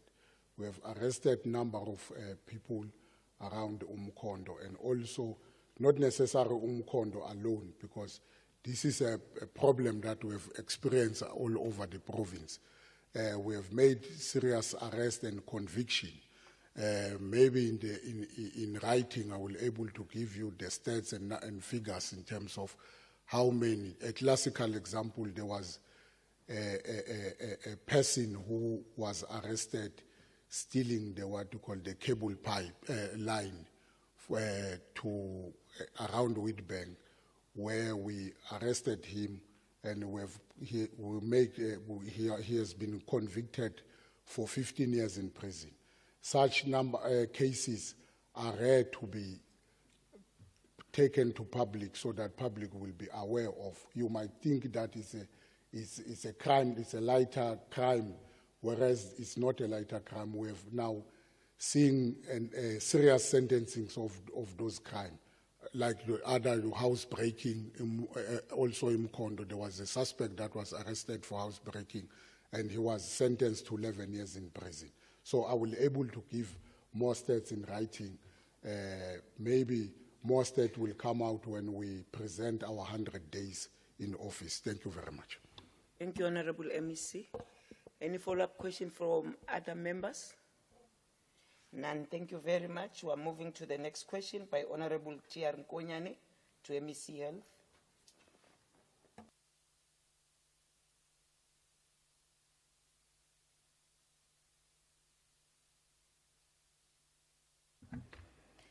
Thank you, Honorable Speaker. the question from Honorable T.R. Nkonyane. Mpumalanga has the highest HIV and AIDS prevalence. Maybe let me start by indicating that Mpumalanga is not the highest in terms of number. It's only that, based on the report, is the highest in terms of percentage. But other provinces have got higher numbers than Mpumalanga. The first question is that regarding the above, what is the department's plan in preventing and managing HIV and AIDS and TB in the province? The department is implementing the 2023-2028 HIV and TB strategic plan. In line with the plan, the department is implementing the following prevention intervention, and also this through the guidance of the MPEC in the province that is led by the Honorable Premier as the chair, and also the district mayors and the local mayors. The first one is universal test and treat strategy, wherein people are tested for HIV in all public facilities and at community level. Male and female condom distribution, wherein condoms are widely distributed using public health facilities, government offices, and private facilities such as Shabin, high transmission areas, taxi rank, and border posts. We offer pre-exposure prophylaxis to those at risk of HIV infection, such as adolescent and young people between the age of 15 and 34, HIV-negative pregnant women, and key population, your LGBTQI plus communities, commercial sex workers and their client. Voluntary male medical circumcision to all males from those who are 6 months and older, and supporting the traditional male circumcision. Studies have proven that VMMC assists in minimizing the risk of transmission the virus. And in the province, in the same report, we commended that we are doing well in that regard. We offer antiretroviral treatment to those testing positive, such that they are unable to transmit the virus, and we offer prevention of mother-to-child transmission to pregnant women who are HIV positive to minimize the chances of transferring the virus to the child. The second question, are there any effective measures in prevention campaign? If yes, what are the relevant details? Yes, the department is implementing the following strategies that have been proven to be effective based on research data as preventative measures for the spread of HIV/AIDS in the province. Male and female condom distribution, which studies tells us that the male condoms are 90% effective, while the female condoms are 94% effective in preventing and transmission of the virus. Condoms are widely distributed using the public health facilities, as I've said, also even tuck shops, and as I've indicated. We offer pre-exposure prophylaxis treatment that is said to be reducing the chances of contracting HIV through sex by 99% when taken as and indicated to those at risk of HIV infection, such as the age group that I've indicated. We also voluntary male circumcision, as I've said above, and also lowering the risk, and community mobilization through advocacy, communication, and social mobilization strategy encourages all members of the communities to know their health status, including voluntary health testing and counseling and index testing. And we believe that honorable members here know their status. In one of the sitting, we'll put our tent outside so that we can assist also, so that all of us, if they see honorable members leading by example and say, I've tested, you don't have to tell us your results, but go and test so that we increase the number of testing. So, Honorable Speaker, I will request a date where not only HIV and AIDS, but generally bring services outside, so that you know honorable members are very busy, but you don't want them to collapse here. They must go outside and get the services. How many people are diagnosed with HIV and AIDS in each district, and how many are already on treatment? We do have a table where we are indicating that in Ehlazeni we have got 379,525, and the number on treatment is 295,455. Kharsibande, 201,260, and those are on treatment is 172,265. You'll recall that, you see that this is the highest. The Honorable Premier was excited when the very same, we want to appreciate the Honorable Premier, because based on the very same report, he quickly, as the chairperson of MPEC, convened a meeting where all MECs, because the HIV is not only for the Department of Health, all MECs were there, all district mayor and local mayor and all civil society, so that the report can be officially presented.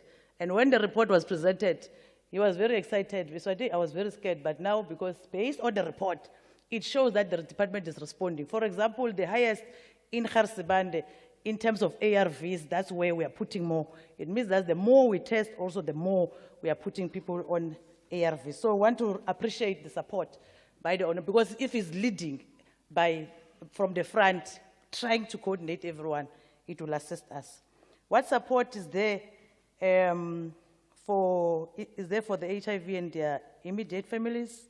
The department offers enhanced HIV counseling to people living with HIV, including family, if the patient prefers to include their family for support. Remember, we can't force them, but those who are able to disclose, then we are giving them those support. The department has also contracted private pharmacists to issue ARV treatment so that they do not have to always come to the public facilities for their treatment. And the department is also delivering medicine to patient home through ward-based PSC outreach teams. We can also deliver at home if you have disclosed and you are not afraid for us to do that. And also providing a supply of 3 to 6 months so that patient can only come twice or 4 times a year for checkup, and depending on the condition of your patient. So we do give them 6 months, but it depends also based on the patient themselves. So we do that so that they don't have to come to our facilities and long queues, and also the stigma that is still there. Those people who are living with HIV and are eligible for any type of grant are referred to the Department of Social Development, so that they are the ones who process the issue of grants. So we work with them as a department. Thank you very much, Honorable Speaker. Thank you very much, Honorable MEC. Honorable Nkonyane, any follow-up question? Thank you very much, Honorable Speaker. All questions were answered perfectly by the Honorable MEC Amkava. Thank you very much. Any follow-up question from honorable members? Honorable Mashiane. Thank you, Madam Speaker. Through you, Madam Speaker, may the MEC confirm that there is a host conditional grant which was given to the province that is not used, and it may go back to the national department. Thank you.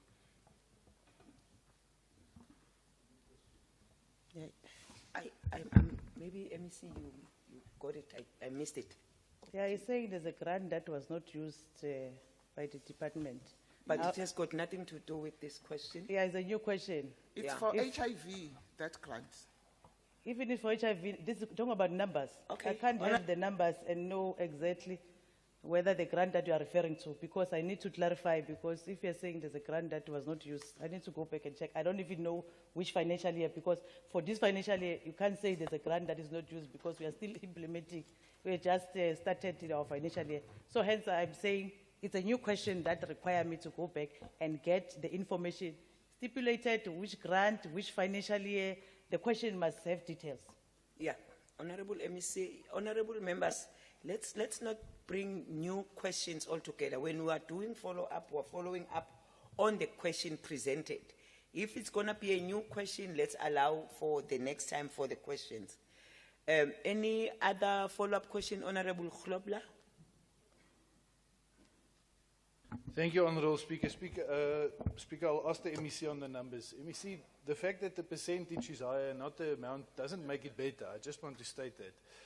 MEC, I would like to ask you if you agree with me that when HIV/AIDS was discovered, it was a disease that we all thought might wipe out civilization. And then there was a lot of research and science went in, and we found ways to curb this virus. And 15 years ago, we spent a lot of money and time specifically on the education of ways, which you mentioned now, so that is there. But we spent a lot of time specifically in clinics, in primary healthcare facilities, secondary healthcare facilities, to educate patients while they were waiting, not just a poster on the wall, but actually giving talks. Would you agree with me that we took a lackadaisical approach to the education, the active education, and that is why the prevalence and the incidence has increased because we didn't focus on educating people. Again, honorable members, this shouldn't be, it's not part of this question, but let me allow the MEC if he will be able to respond, or he will do it, she will do it in writing. I will not agree with you that we did not do educational awareness to our people. Because firstly, it was about what is HIV. It depends on the stages. Then we're educating our people in terms of the HIV and AIDS. And we can say we did very well. Why? We see now, they are saying that there are more people who are getting older with HIV and AIDS.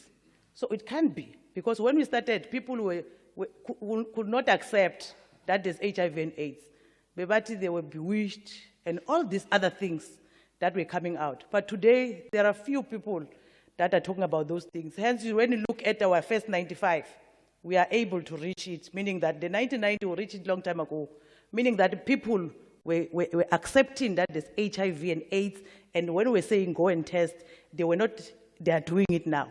So in terms of awareness campaign, we did very well, but it depends on what we're talking about. Now, we are moving to the next step where we are saying, once you test for HIV and AIDS, you must take treatment. Very difficult for other people because if they see that they feel like they're still healthy, they don't want to take treatment. But what is good is that they are testing. We are able to know how many people. So the education will come at a different level. So now, even in the meeting that the Premier convened, we are saying, let's look at how then do you bring new ways of communication. Not that there were no communication, but new ways based on the condition, material condition currently. That tells us that we need to do certain things. For example, the young people that are coming out now, the teenagers, they have not seen people dying during then. They know HIV, they see HIV as any other disease. Why?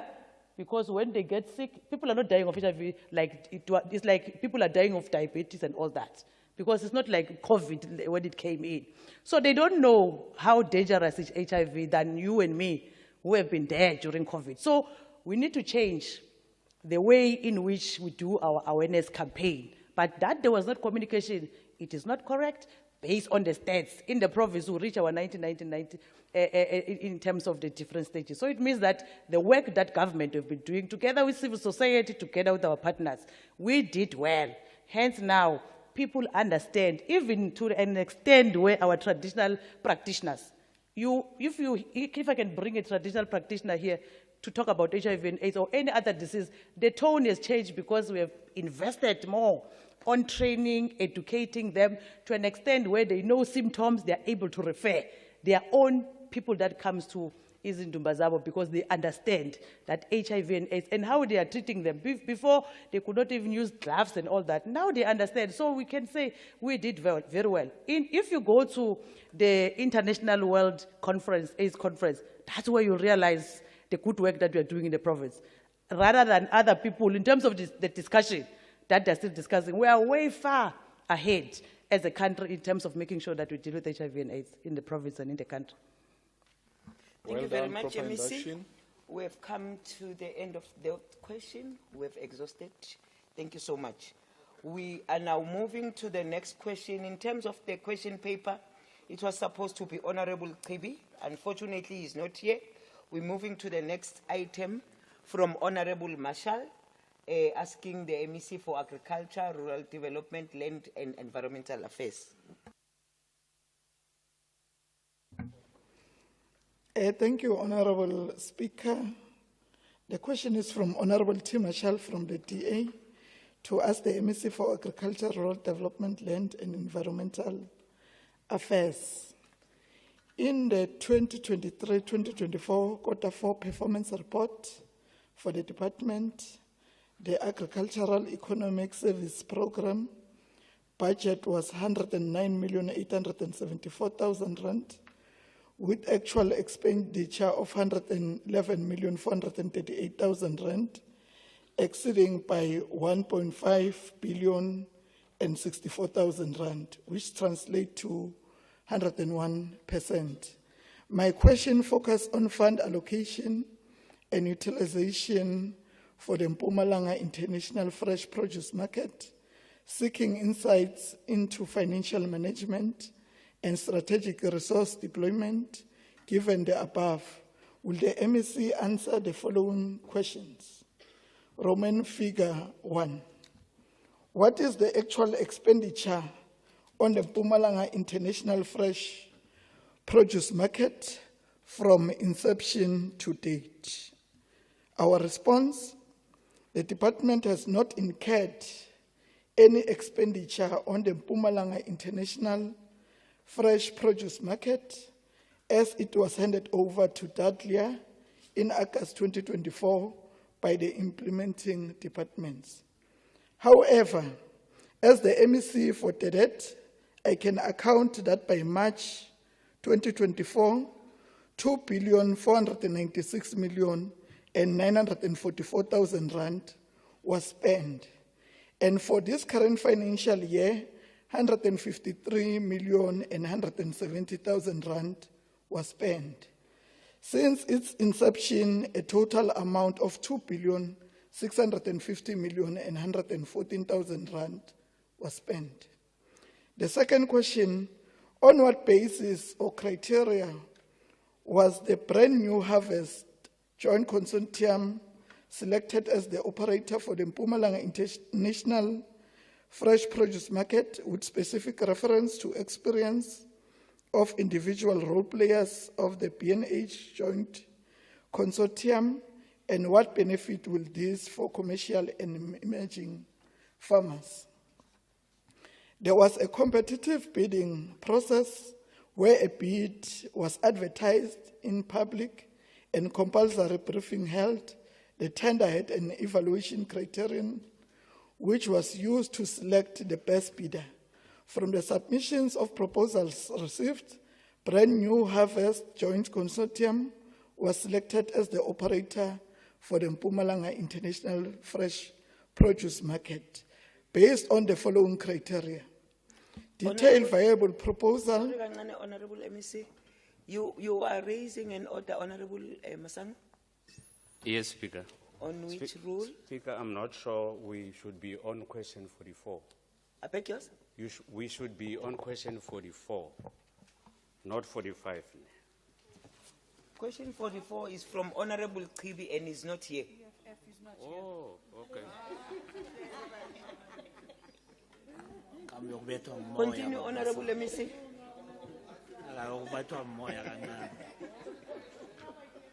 It's fine, Honorable members.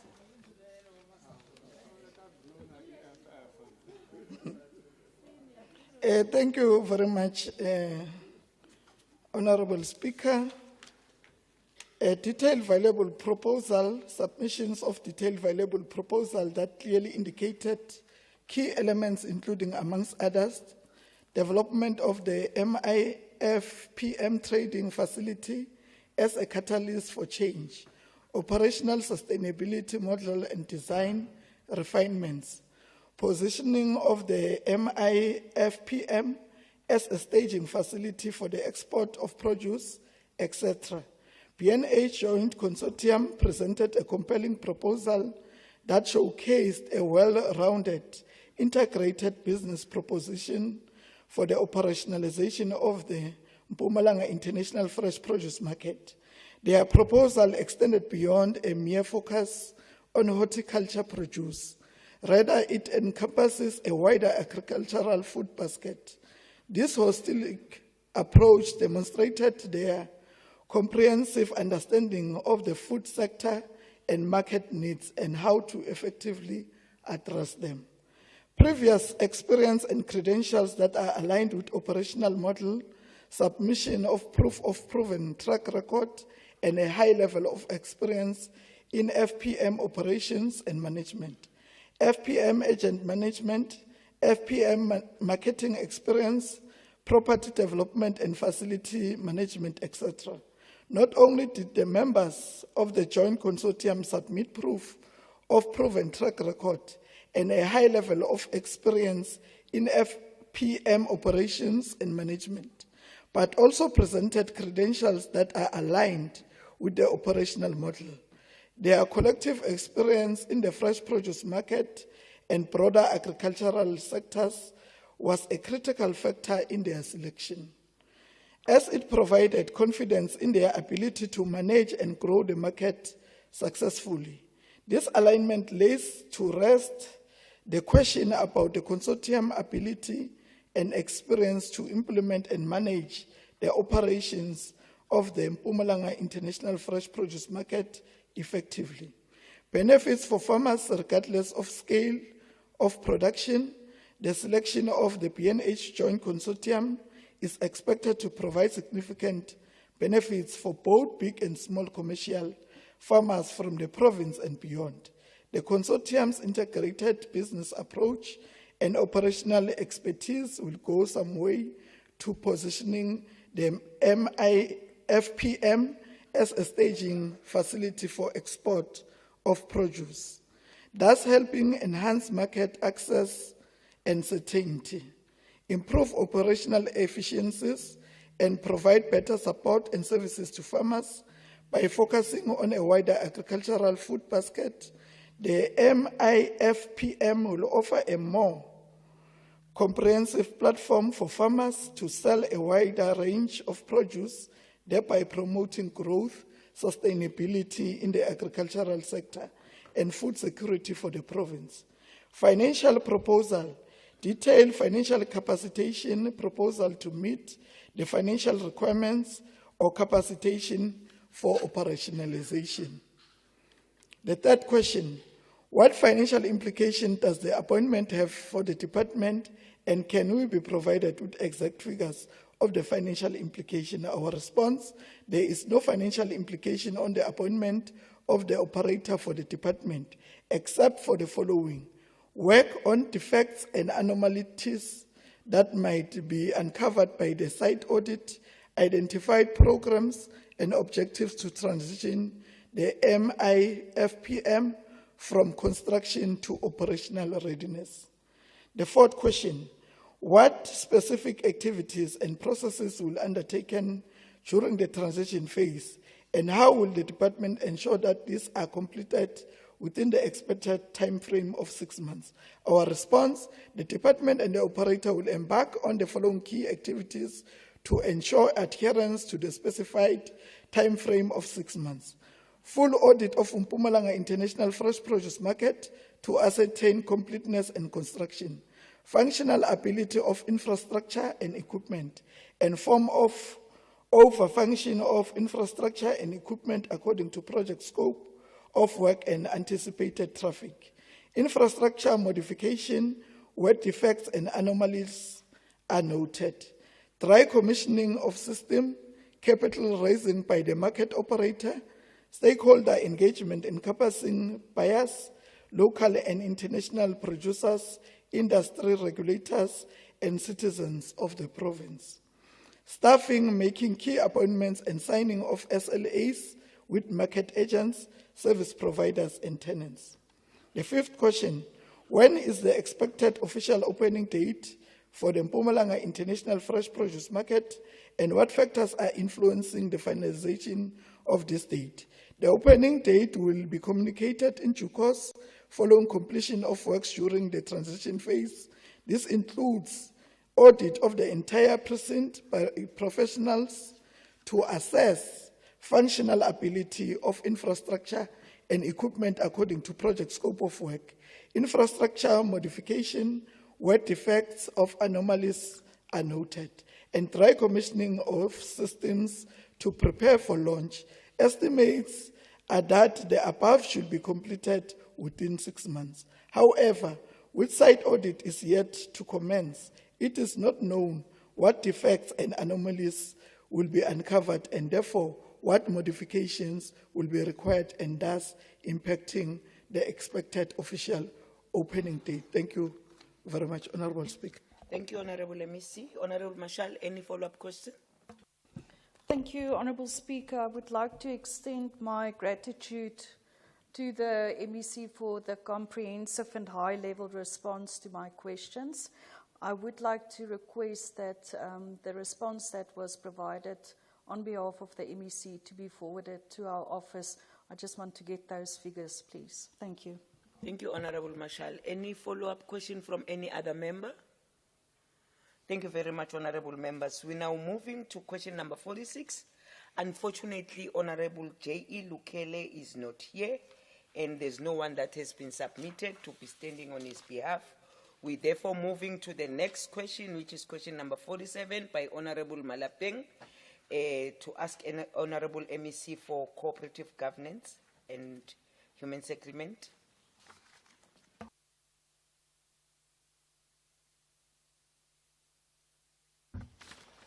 Yeah, but masanguvuke.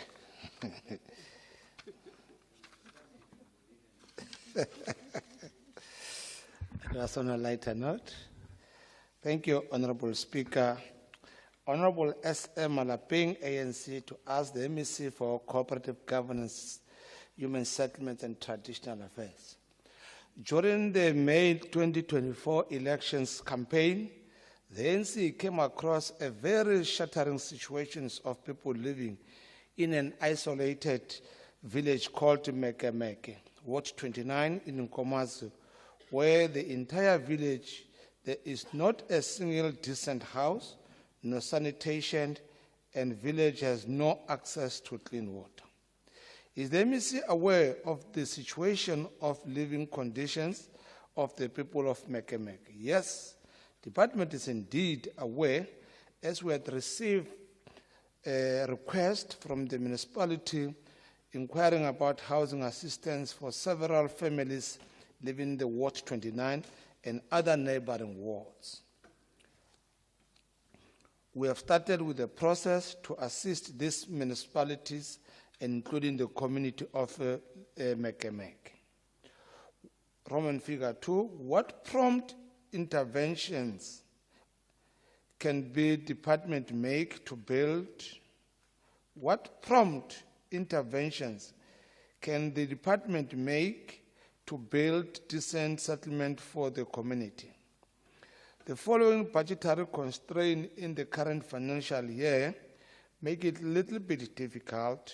However, we have made a provisions of almost 50 houses for families living in the area, as well as the coming financial year will make allocations for this area.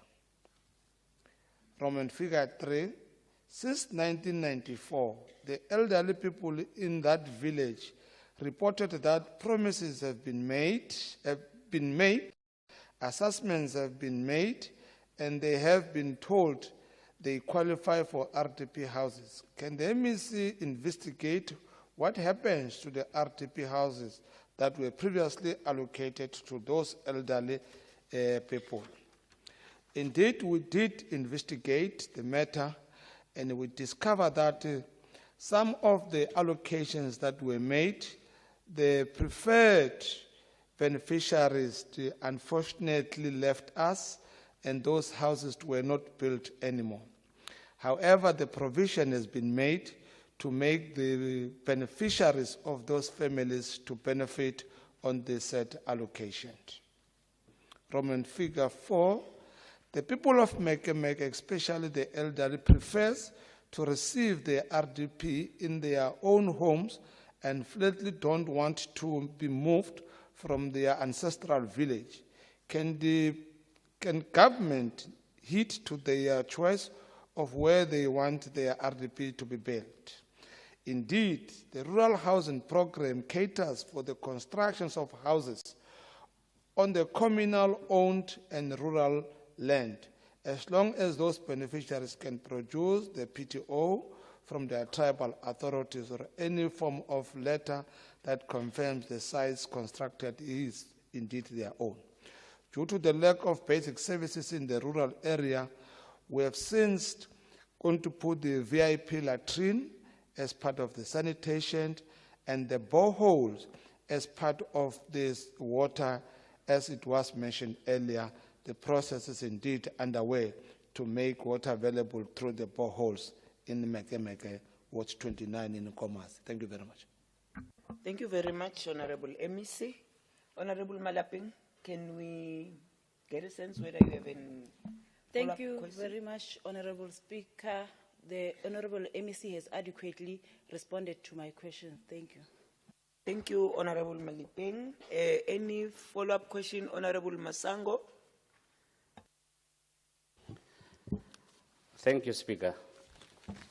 MEC, I think I hear you saying we will or we are going to bring the VIP toiletry and water. So, in other words, for the 5 months that we have been aware of this area, we still want to carry on violating the Constitution, because clean water is a constitutional requirement. So are you saying intentionally we are violating the Constitution? Chair, you must fall down now. Well, the municipalities does provide water there using all means. Water tankers is one option. As department, as the matter brought to our attention, we've got a duty and responsibility to assist. And remember, the issue of water remains the municipal responsibility. But the question is asked, and we've assessed the situations where our assisting municipalities. Hence, the borehole is one option to assist the municipalities to get water. But they've been getting water through the water tankers. Thank you. Thank you, MEC. Any further follow-up, or Honorable Weber? Thank you very much, Honourable Speaker. I just want to ask Honourable MEC if you would please prioritise this community, and if you do so, by when will these residents be given their houses that have functional tops and toilets? So what is your due date to provide for this necessity to the people? Thank you. The matter was brought to us during the elections, and the question just came now. So the process has long begun. So as we speak, the process is underway in Mekemek. We are responding to a number of issues that were brought even during the elections, and I think even parties can do that. We shall respond accordingly as a caring government. Thank you very much, Honorable MEC. We now moving to the next question by Honorable Diping Kosi for MEC Education.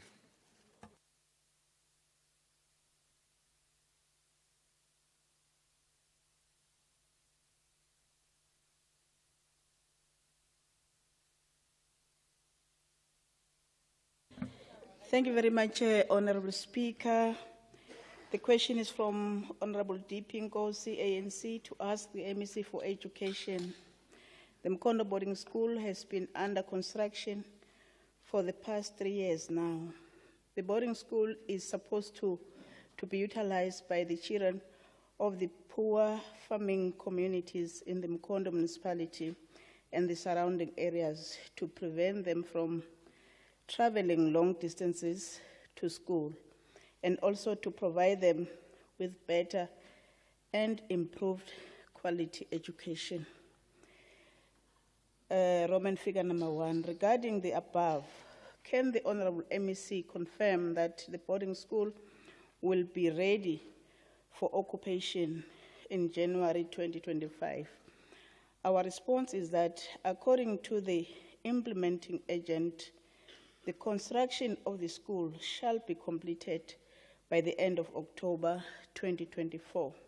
This means the school will be ready for 2025 academic year. The department has already started the process towards operationalizing the school in January 2025. For example, all learners' admission have been processed and personnel appointed and furniture procured. I do want to confirm, Honorable Speaker, that during the TLP at Mkondo, during the oversight, we had an exposure to the facility. We are convinced that it will be ready for academic operation beginning of the year 2025. We will be ready, as indicated, that in terms of it, we will be ready as a department. We confirm, yes, it will be ready.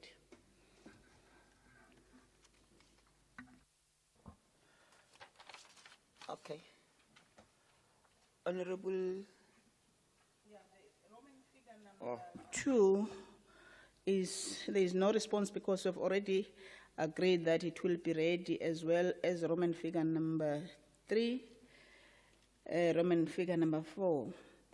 Roman figure number 4, why is the department registering undocumented learners? Our response is that as per the constitution of the country, every child in South Africa has a right to basic education. As such, all learners, including undocumented, are required to be admitted in our schools and later assisted in getting them registered with Home Affairs. This is our response, Honourable Speaker. Thank you very much, Honourable MEC. Let me get from Honourable DP if there's any follow-up question. Thank you, Honourable Speaker. Yes, I have been sufficiently covered by the responses by the Honourable MEC, and I'm happy with the responses. Thank you. Thank you very much, Honourable Nkosi. Any follow-up question from other members?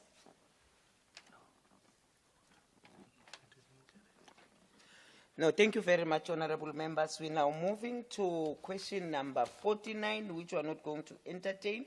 It was from Honourable Malachi, who is not within us.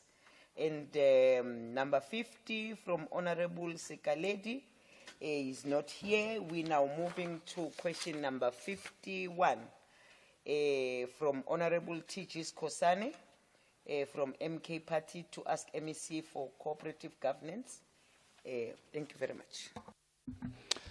Thank you very much, Speaker. Honorable T.J. Kosana, MK Party, to ask the MEC for cooperative governance, human settlement, and traditional affairs. Municipalities are having bloated staff establishment in non-core functional areas of municipalities and have high incidence of irregular and inappropriate appointments. These and other irregular tendencies are playing out in almost all municipalities in the province. Question 1 as Roman figure 1. Are all our municipalities adhering to the implementation of municipal staff regulations as expected to have taken effect from the 1st July 2022? The response, the implementation of Chapter 2 in the municipal staff regulations that deals with the staff establishments did not come to effect on the 1st July 2022, but it came in effect from the 1st July 2023, after the national minister gave a resumption extension in this regard. With regard to the progress on the implementations of this chapter by municipalities in the province, we would like to report to the following to this House. Out of 20 municipalities in the province, 19 have already reviewed their staff establishment in line with the municipal staff regulation, except Emalahleni. The finalization of the review process was delayed in Govan Mbeki, Steve Chwete, and the city of Mpumalanga due to the size of their staff complements and the extensive work that needed to be done in those municipalities.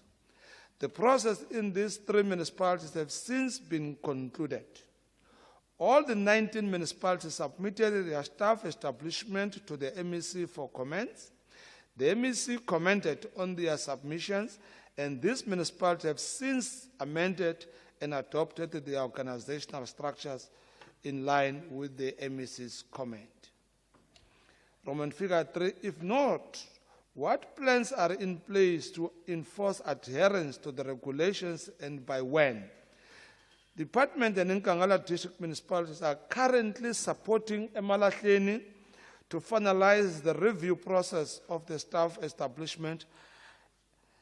The staff establishment is now at a level of local labor forum, LF, for the further consultations with organizational labor. Department is continuously monitoring that municipalities are fulfilling They are funded critical vacant posts in line with the adopted staff establishment, and those that are appointed are meeting the minimum requirements of the post in terms of the qualification and experience as the law so dictate. Thank you, Speaker. Thank you very much, Honorable MEC. Honorable Skosana, any follow-up question? No, thanks, yeah. No, was a typing error, MEC. It was supposed to be 1 July 2023. No, I'm happy the way you have answered me because of our concern why Malahleni was excluded. But we have answered that because of there are people that are intervening based on that. Thank you, MEC. Thank you, Honorable Skosana. Any further follow-up questions from other members? Thank you very much, honorable members. We're now moving to the next question, number 52, which is question from Honorable T.S. Koza for MEC Education, which is the fourth question for education. I think it's the last one for this sitting, Honorable MEC. Thank you very much, Honorable Speaker. Indeed, it is the last one. The question is from Honorable T.S. Koza, ANC, to ask the MEC for Education. The 2024 National Senior Certificate Examination are set to run from the 21st October 2024 to 27 November 2024. Question number 1, considering the above statement, can the Honorable MEC provide a reflection regarding the state of readiness for this year's Grade 12 final examination? Our response, Honorable Speaker and members, the Mpumalanga Department of Education is ready to administer the 2024 NSC examination. The following processes have been successfully completed. The first one is registration of candidates. Safe to say, Honorable Speaker, that learners are learners during the course of the year, but during examinations, once they are registered for examination, they're called candidates. Registration of candidates, registration of centers and schools changes from schools, they become centers, and auditing of centers. Training of chief invigilators, auditing of question paper storages, developing monitoring plans, and putting in place security plans. The following processes are ongoing: printing, packaging, and distribution of question papers, training of monitors, preparations for prayer day and the pledge signing, finalizing marking personnel, preparations for marking guidelines, discussions, and the mobilization of other stakeholders to support the administration of the 2024 NSC examination. Question number 2, can the MEC give an update as to how many candidates will sit for 2024 National Senior Certificate as compared to the 2023 National Senior Certificate?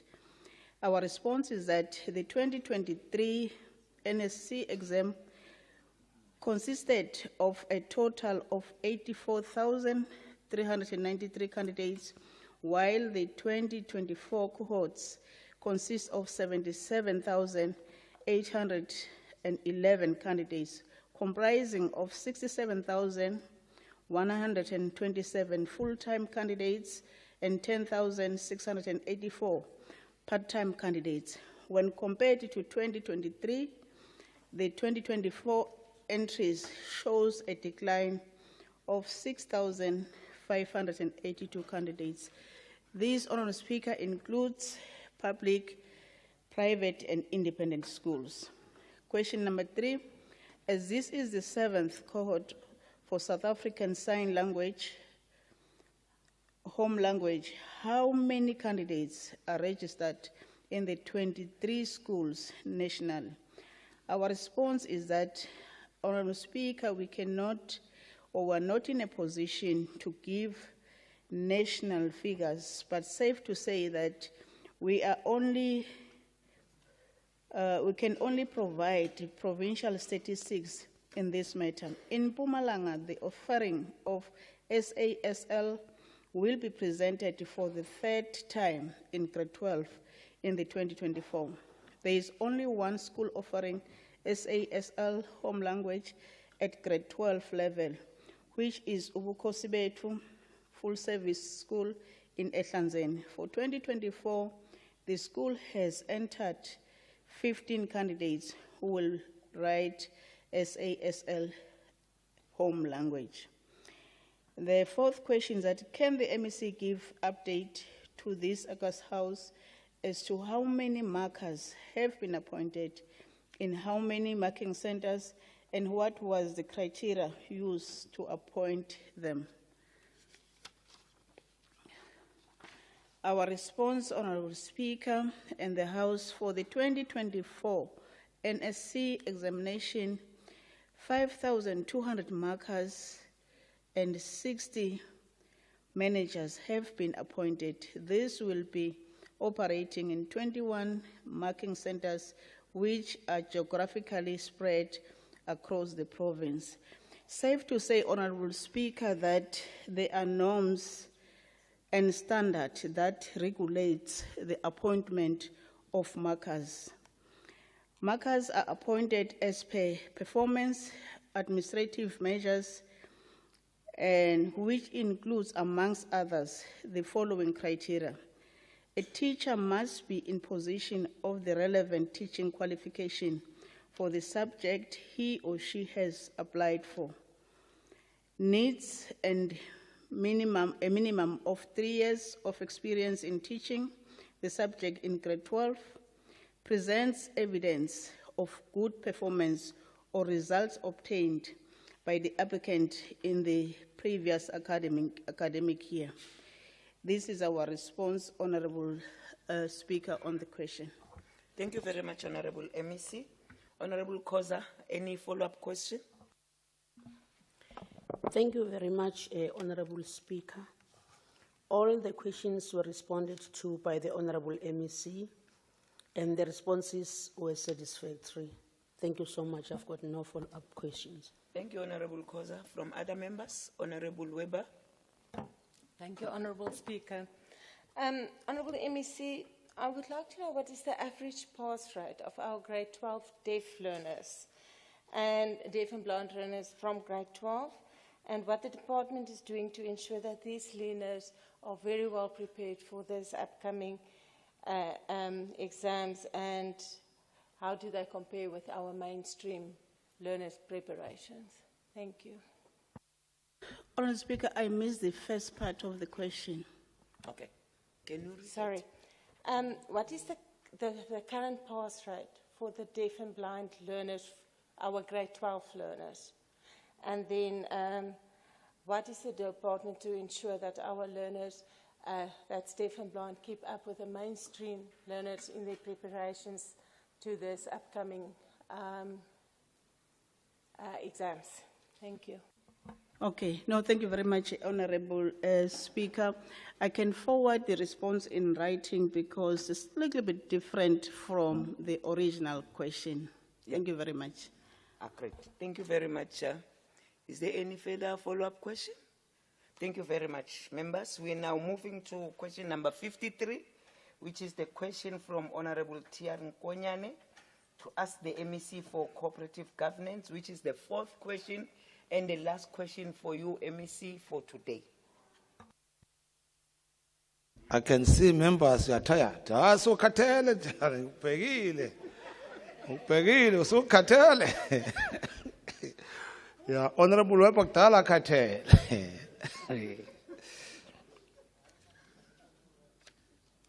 Thank you, Speaker. Honorable Artinko Ngonyani, ANC, to ask the MEC for cooperative governance and human settlement and traditional affairs. Most municipalities in the province have reported housing backlogs. In some municipalities, we have experienced protest action with regard to the demand for housing. Roman figure 1, regarding the above, can the Honorable MEC share the strategy of departments to address the matter? The current housing application on the National Housing Need Register in the province is at 312,146, whereas in the last 5 years, the department has completed 17,552 low-cost houses amidst the decline and reduction of the funding baseline on the grant for the delivery of low-cost houses. That is from 705 million in 2019-2020 to 385 million in 2023-2024. The above scenario has led to the inadequate provision of low-cost houses against the increasing demand for housing. As a result of the above, department has prioritized the provision of low-cost houses for the vulnerable groups, child-headed household, disabled, and indeed the elderly. I have since requested the office to provide us from the list of all senior citizens that are on our register, so that we can have a double register for easy allocation for the senior citizens under the Rapid Land Release Program. We have as well identified the service sites being a priority and will be releasing to qualifying beneficiaries who are able to build for themselves. Over a period of time, it has confirmed that majority of our people do require land, and indeed they can build for themselves. It is for that reasons that we have moved rapidly to make land available through servicing of sites. Roman figure 2, how many municipalities will be allocated RDP houses during this financial year 2024-2025? Can the MEC further elaborate on which municipalities will benefit from the above? In the current financial year, a total of 2,342 low-cost houses have been planned province-wide. The distributions are as follows. Chief Albert Letulo received 77, Bushbuckridge 220, Tipalesen 67, Dr. Jess Moroka 25, Piski 106, Emakazin 62, Emalatlin 256, Covenanbeke 353, Lekwa 67, City of Mbombela 228, Mkondo 271, Msuwa Luka 92, Mkomazi 58, Steve Chwete 4, 348, Tabachwe 48, Tembisile 60, and Victor Kanye 4. Roman figure 3. How far is the department with regard to the housing challenges in Mkondo municipalities? According to the records in the National Housing Register, a total of 6,678 beneficiaries has applied for housing assistance in Mkondo local municipalities. In the current financial year, a total of 271 low-cost houses has been planned under the Retrieville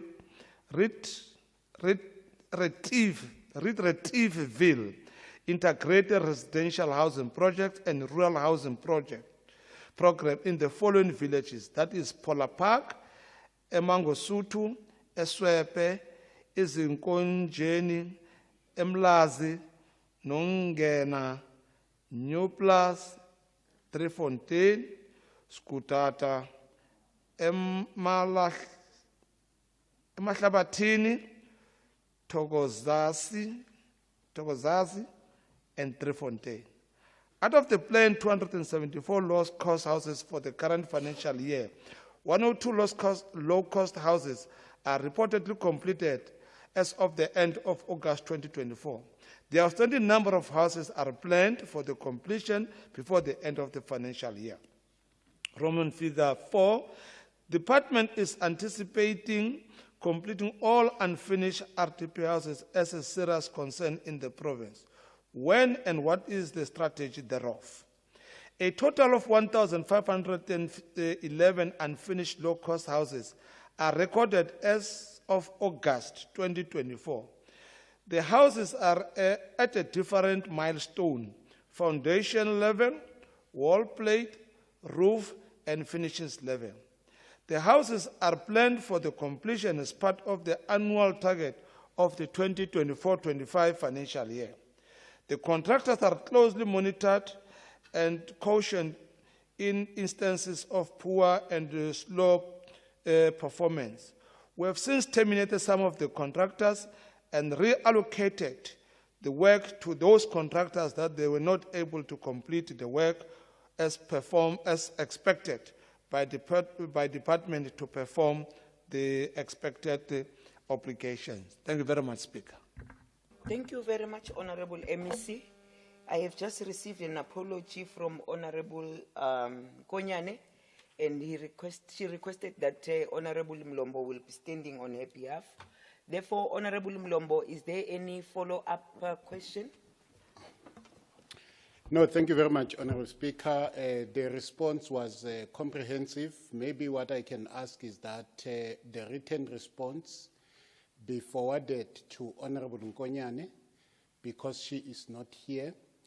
And secondly, that Mkondo be prioritized because when we were there during the TLP, I think all of us would agree that there was an outcry with regards to RDP houses. So in terms of this financial year plan, Honorable MEC, we, on behalf of the Portfolio Committee and Honorable Nkonyane, we request you to prioritize Mkondo.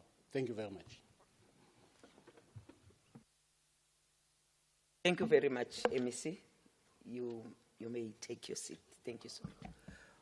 Oh, by the way, it was there. My apologies. I thought that was the last one. Yeah, members from the House, Honorable Masango. Yeah, Speaker, I can't leave him to go just like that. MEC, you spoke about the list. And I just get interested with the list because you are talking about the older people, the disability. I just want to find out from you, Extension 8, you know in Leslie, you are busy there. Do you have the list? And if not, are you going to ask the list so that you can compare? Speaker, there are two MECs sitting together there. It seems you forgot to ask them questions. Honorable MEC. Well, almost I'm going to withdraw. I can say, we don't wake up the lion dog, leave it to lie. Well, indeed, we will get proper comparisons. What we have noted is that, well, there's a long list of the people who registered as beneficiary. The elders, normally, they're at the end tail of that list. Hence, our approach is to divest, having a separate list. You know, the list of all elders, so that it's easy to parachute them and get quick responses than we have to follow. Because if we have to follow the list, the AG will audit that list, they will have a problem. Why this one, not this one? We must follow the sequence. I think this is how we're going to do. If it goes to the push, yes, we can share the list. That's not a problem. Thank you very much, Speaker. Thank you very much, MEC. Any further follow-up question? Thank you very much, honorable members. That was the last one from Honorable MEC Mashilo. We're now on question number 55, which is also the fourth question for Honorable MEC Health from Honorable Grobler.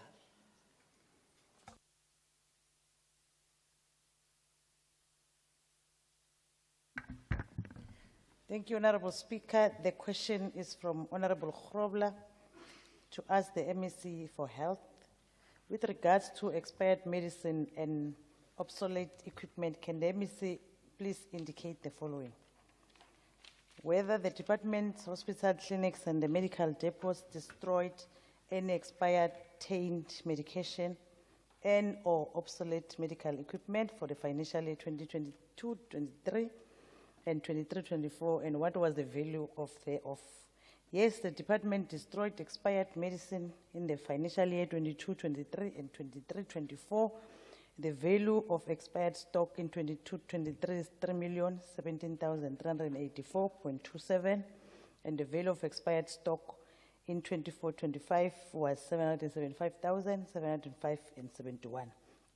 And also indicate that I just received a call from the Gift of the Givers asking me whether they can also donate stock that they are collecting from other facilities, private so that we can use it. So I could then see that it's not only our problems, also in the private sector, and I was saying I'm ready, but only to find that when I wanted to accept this item, you can see that these are the items that will not even move, but I will accept anyway, so that next time they are going to give me even more, because they are saying as a province, it's for the first time that they are engaging with us, but they are going to donate even more other items moving forward as they move towards expiry date. What were the top 5 medication that was destroyed, and what was the reason for it to be destroyed? The top 5 is efavirenz tablets, change of treatment protocol, abacavir tablets, change of treatment protocol, haloperidol, slow-moving item, measles vaccine, short-dated stock, and in PIC facilities where some of them we don't have pharmacy assistant, and polio vaccine and short-dated stock. And also because this one is based on the number of children that are born in that area, so hence you'll find that you must keep more if you are waiting for for children to be born and be vaccinated. On the medical equipment that has been destroyed, will the department be replacing it, or by when, or which financial year? The department has already replaced some medical equipment that was previously disposed, such as the CT scan, 2 scan in Rob Ferrer and Witbank, and mammography unit, 2 CT scan at Rob Ferrer and Witbank, and the department is still continuing on the implementation of the replacement plan. Can the MEC state whether storing facilities for medicine in hospital and clinics has been upgraded to assist with rotation thereof? Yes, the department has implemented the following measures. Standerton Hospital Pharmacy relocated to new premises closer to the outpatient department with better storage facilities. Seatemba Clinic and Balfour Clinic relocated to a newly built CHC with adequate storage facilities. Moloto CHC had new shelves installed with no infrastructure changes. LC Ballot Hospital storage area has been upgraded. Shelves has been installed to ensure effective rotation of stock. Pharmacy managers also have a WhatsApp group that also assists with communication on short-dated stock, and the short-dated stock is then rotated from one facility to another. Thank you, Honorable Speaker. Thank you, Honorable MEC. Honorable Khloba, any follow-up question?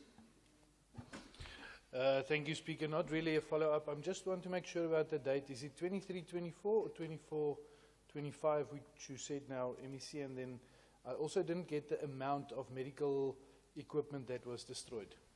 Thank you, Honorable Speaker. Yes, the financial year is 22-23 and 24-25. And in terms of equipment, we did not include the amount, because in terms of equipment, is those equipment that we're no longer going to use it, but we can check if whether there's still the value of those equipment, because it's not like we're destroying them.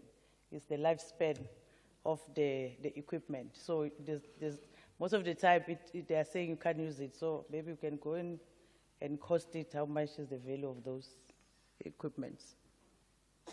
Thank you, Honorable MEC. Any follow-up question from other members? Honorable Masango.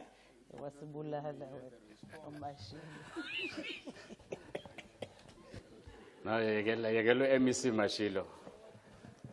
Speaker, just on a serious note there, you know, we have a situation where children are dying because of buying something from the shops that are not South African owned. And MEC, I just want to check whatever you destroy or whatever they are destroying, are we making sure it is this number correspond with what we have, so that some of them are not sold? While we have people that are selling things that are out of order, we may have doctors that are also doing the same. So probably I'm just looking at that to say, do we make sure that it corresponds the number of those that are destroyed with the that have expired, so that we don't have a situation where some others are selling to the doctors that are corrupt. Honorable MEC, I don't know whether the question is still relevant to this one, but let me allow you.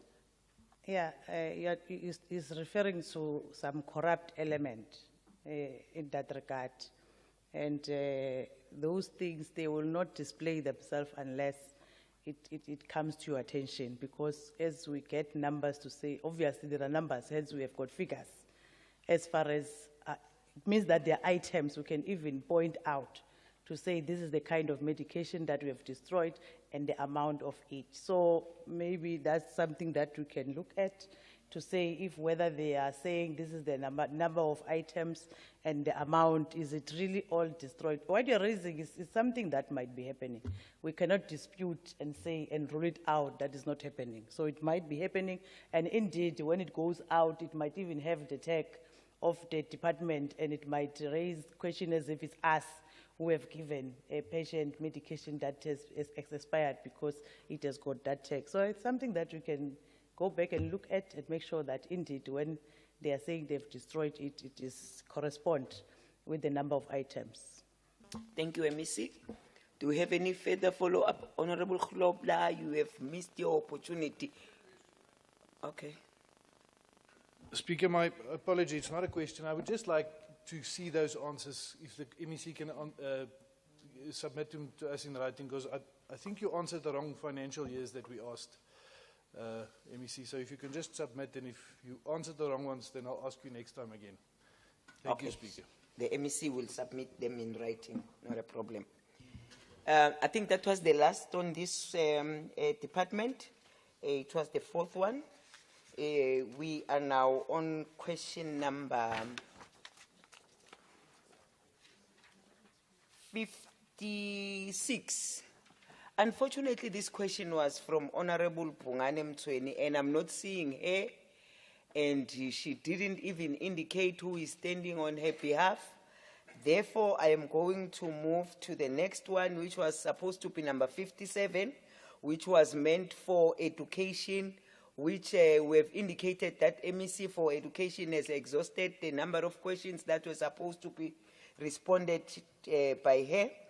Number 58 is from Honorable Ngwenya from EFF, who are passing that one.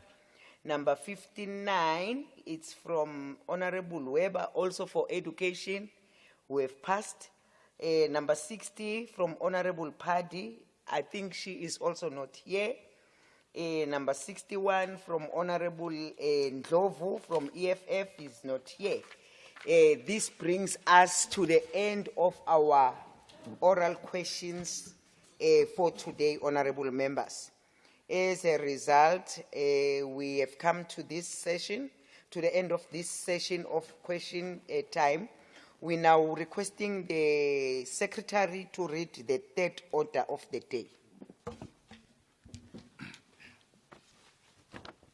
Order number 3, consideration of a report of the Portfolio Committee on Social Development on the fourth quarterly performance report for the 2023-24 financial year, Department of Social Development.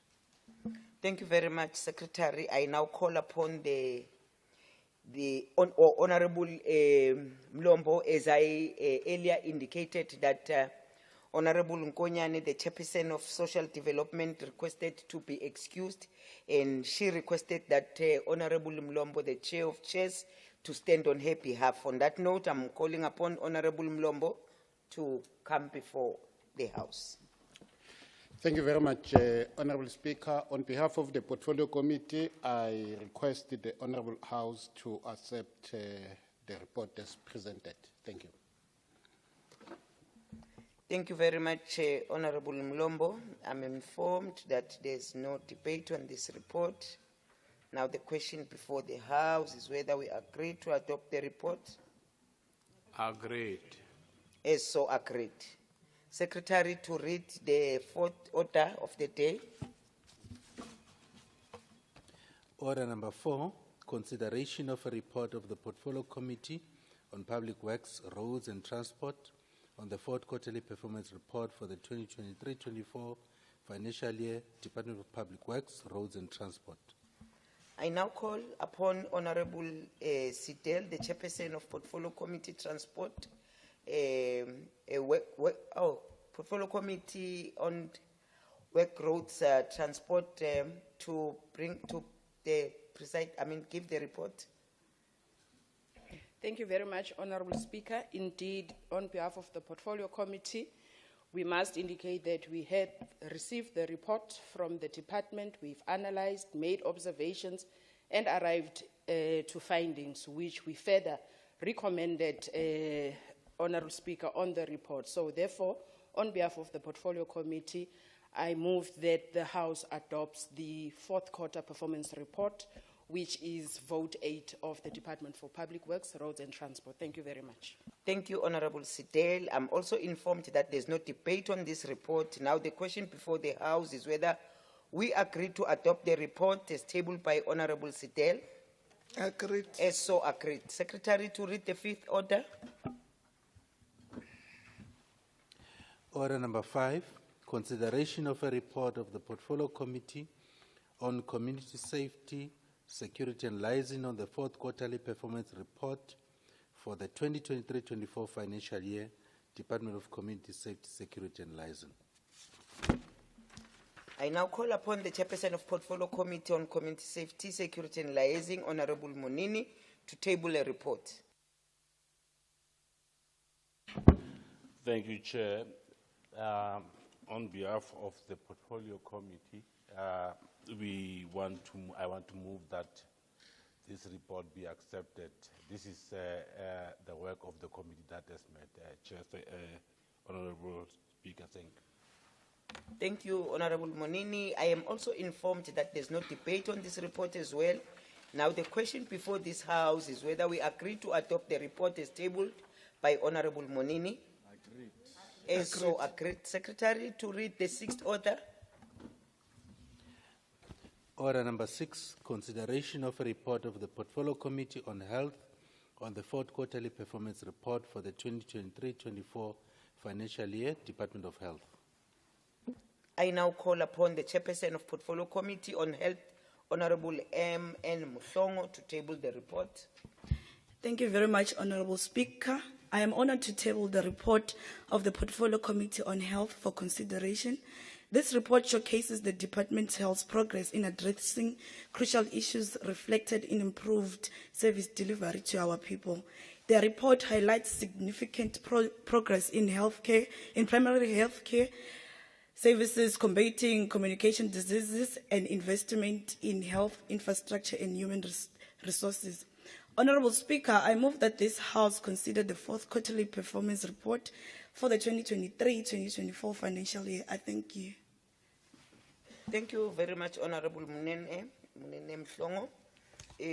I'm informed again that this report, there is no debate. I now pose a question before the House whether we agree to adopt the report as tabled by Honorable Mhlongo. Agreed. As so agreed. Secretary, to read the seventh order of the day.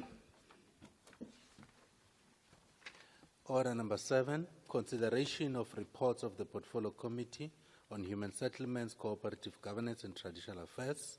7.1, fourth quarterly performance report for 2023-24 financial year, Department of Human Settlements. 7.2, fourth quarterly performance report for 23-24 financial year, Department of Cooperative Governance and Traditional Affairs. Thank you, Secretary. I now call upon the Chairperson of Portfolio Committee on Human Settlement, Cooperative Governance and Traditional Affairs, Honorable Dipinkosi, to table these reports. Thank you very much, Honorable Speaker. Yes, I'm rising to table this report to be considered by this August House. That is the report of the fourth quarterly performance report for COCTA, and also the fourth quarterly performance report for the Department of Human Settlement. I submit, Honorable Speaker. Thank you, Honorable Nkosi. I'm also informed that there's no debate on these reports. Now the question before this House, whether we agree to adopt the report as tabled by Honorable Nkosi. Agreed. As so agreed, Honorable Members. Secretary shall read the eighth order of the day. Order number 8, consideration of reports of the Portfolio Committee on Economic Development and Tourism. 8.1, fourth quarterly performance report for 2023-24 financial year, Department of Economic Development and Tourism. 8.2, fourth quarterly performance report for 2023-24 financial year, Mpumalanga Economic Growth Agency. 8.3, Fourth quarterly performance report for 2023-24 financial year, Mpumalanga Tourism and Parks Agency. 8.4, fourth quarterly performance report for 2024 financial year, Mpumalanga Economic Regulator. Thank you very much, Secretary. I now call upon the Chairperson of Portfolio Committee on Economic Development and Tourism, Honorable L.A. Mbuyane, to table the reports. Thank you very much, Honorable Speaker. I hereby table the report on behalf of the Portfolio Committee for Economic Development and Tourism and request the Honorable House to accept our report. Thank you. Thank you very much, Honorable Mbuyane. I am also informed that there is no debate on these reports. The question before the House is whether we agree to adopt these reports as tabled by Honorable Mbuyane. As so agreed, Honorable Members, the Secretary shall now read the 9th order of the day. Order number 9, consideration of reports of the Portfolio Committee on Education. 9.1, fourth quarterly performance report for 23-24 financial year, Department of Education. 9.2, fourth quarterly performance report for 23-24 financial year, Mpumalanga Regional Training Trust. Thank you, Secretary. I now call upon the Chairperson of Portfolio Committee on Education, Honorable T.S. Koza, to table the reports. Thank you very much, Honorable Speaker. Indeed, we sat together with the Department of Education and also the Mpumalanga Regional Training Trust on the 10th of October. Hence, I'm requesting this August House to consider and accept this report from the Department of Education. Thank you. Thank you, Honorable Koza. Honorable Members, I am also informed that there is no debate on these reports. Therefore, I pose the question before the House whether we agree to adopt these reports as tabled by Honorable Koza. Agreed. As so agreed, Honorable Members, the Secretary shall read the 10th order of the day. Order number 10, consideration of reports of the Oversight Committee on Legislature and Premier's Office. 10.1, fourth quarterly performance report for 23-24 financial year, Office of the Premier. 10.2, fourth quarterly performance report for 23-24 financial year, Mpumalanga Provincial Legislature. Thank you very much, Secretary. I now call upon the Chairperson of the Select Committee on Legislature and the Premier's Office, Honorable TMJ Grove Morgan, to table these reports. Thank you very much, Honorable Speaker. I rise to table the report of the fourth quarter performance of the Office of the Premier, the report for 2023-2024 financial year, and also the fourth quarter performance report for 2023-2024 financial year for the Mpumalanga Legislature, and I hereby ask the House to adopt the report. Thank you. Thank you, Honorable Grove Morgan. I am also informed that there is no debate on these reports. Honorable Members, now the question before the House is whether we agree to adopt these reports as tabled by Honorable Grove Morgan. Agreed. Agreed. The Secretary shall now read the 11th order of the day. Order number 11, consideration of a report of the Portfolio Committee on Agriculture, Rural Development, Land and Environmental Affairs on the fourth quarterly performance report for 23-24 financial year, Department of Agriculture, Rural Development, Land and Environmental Affairs. Thank you very much, Secretary. I'm now supposed to be calling the Chairperson of the Department of Agriculture, Rural Development and Environmental Affairs. Noting that he is not here, I'm now going to request the Chair of Chairs to present this report. Thank you very much, Honorable Speaker. On behalf of the Portfolio Committee on Agriculture, I hereby present the report to this August House and request it to accept the report. Thank you. Thank you very much, Chair of Chairs. I'm informed again, honorable members, that there's no debate on this report. The question before this House, do we agree to adopt this report as tabled by Honorable Chair of Chairs, Honorable Mlombo? Agreed. As so agreed, honorable members, the Secretary to read the 12th order of the day.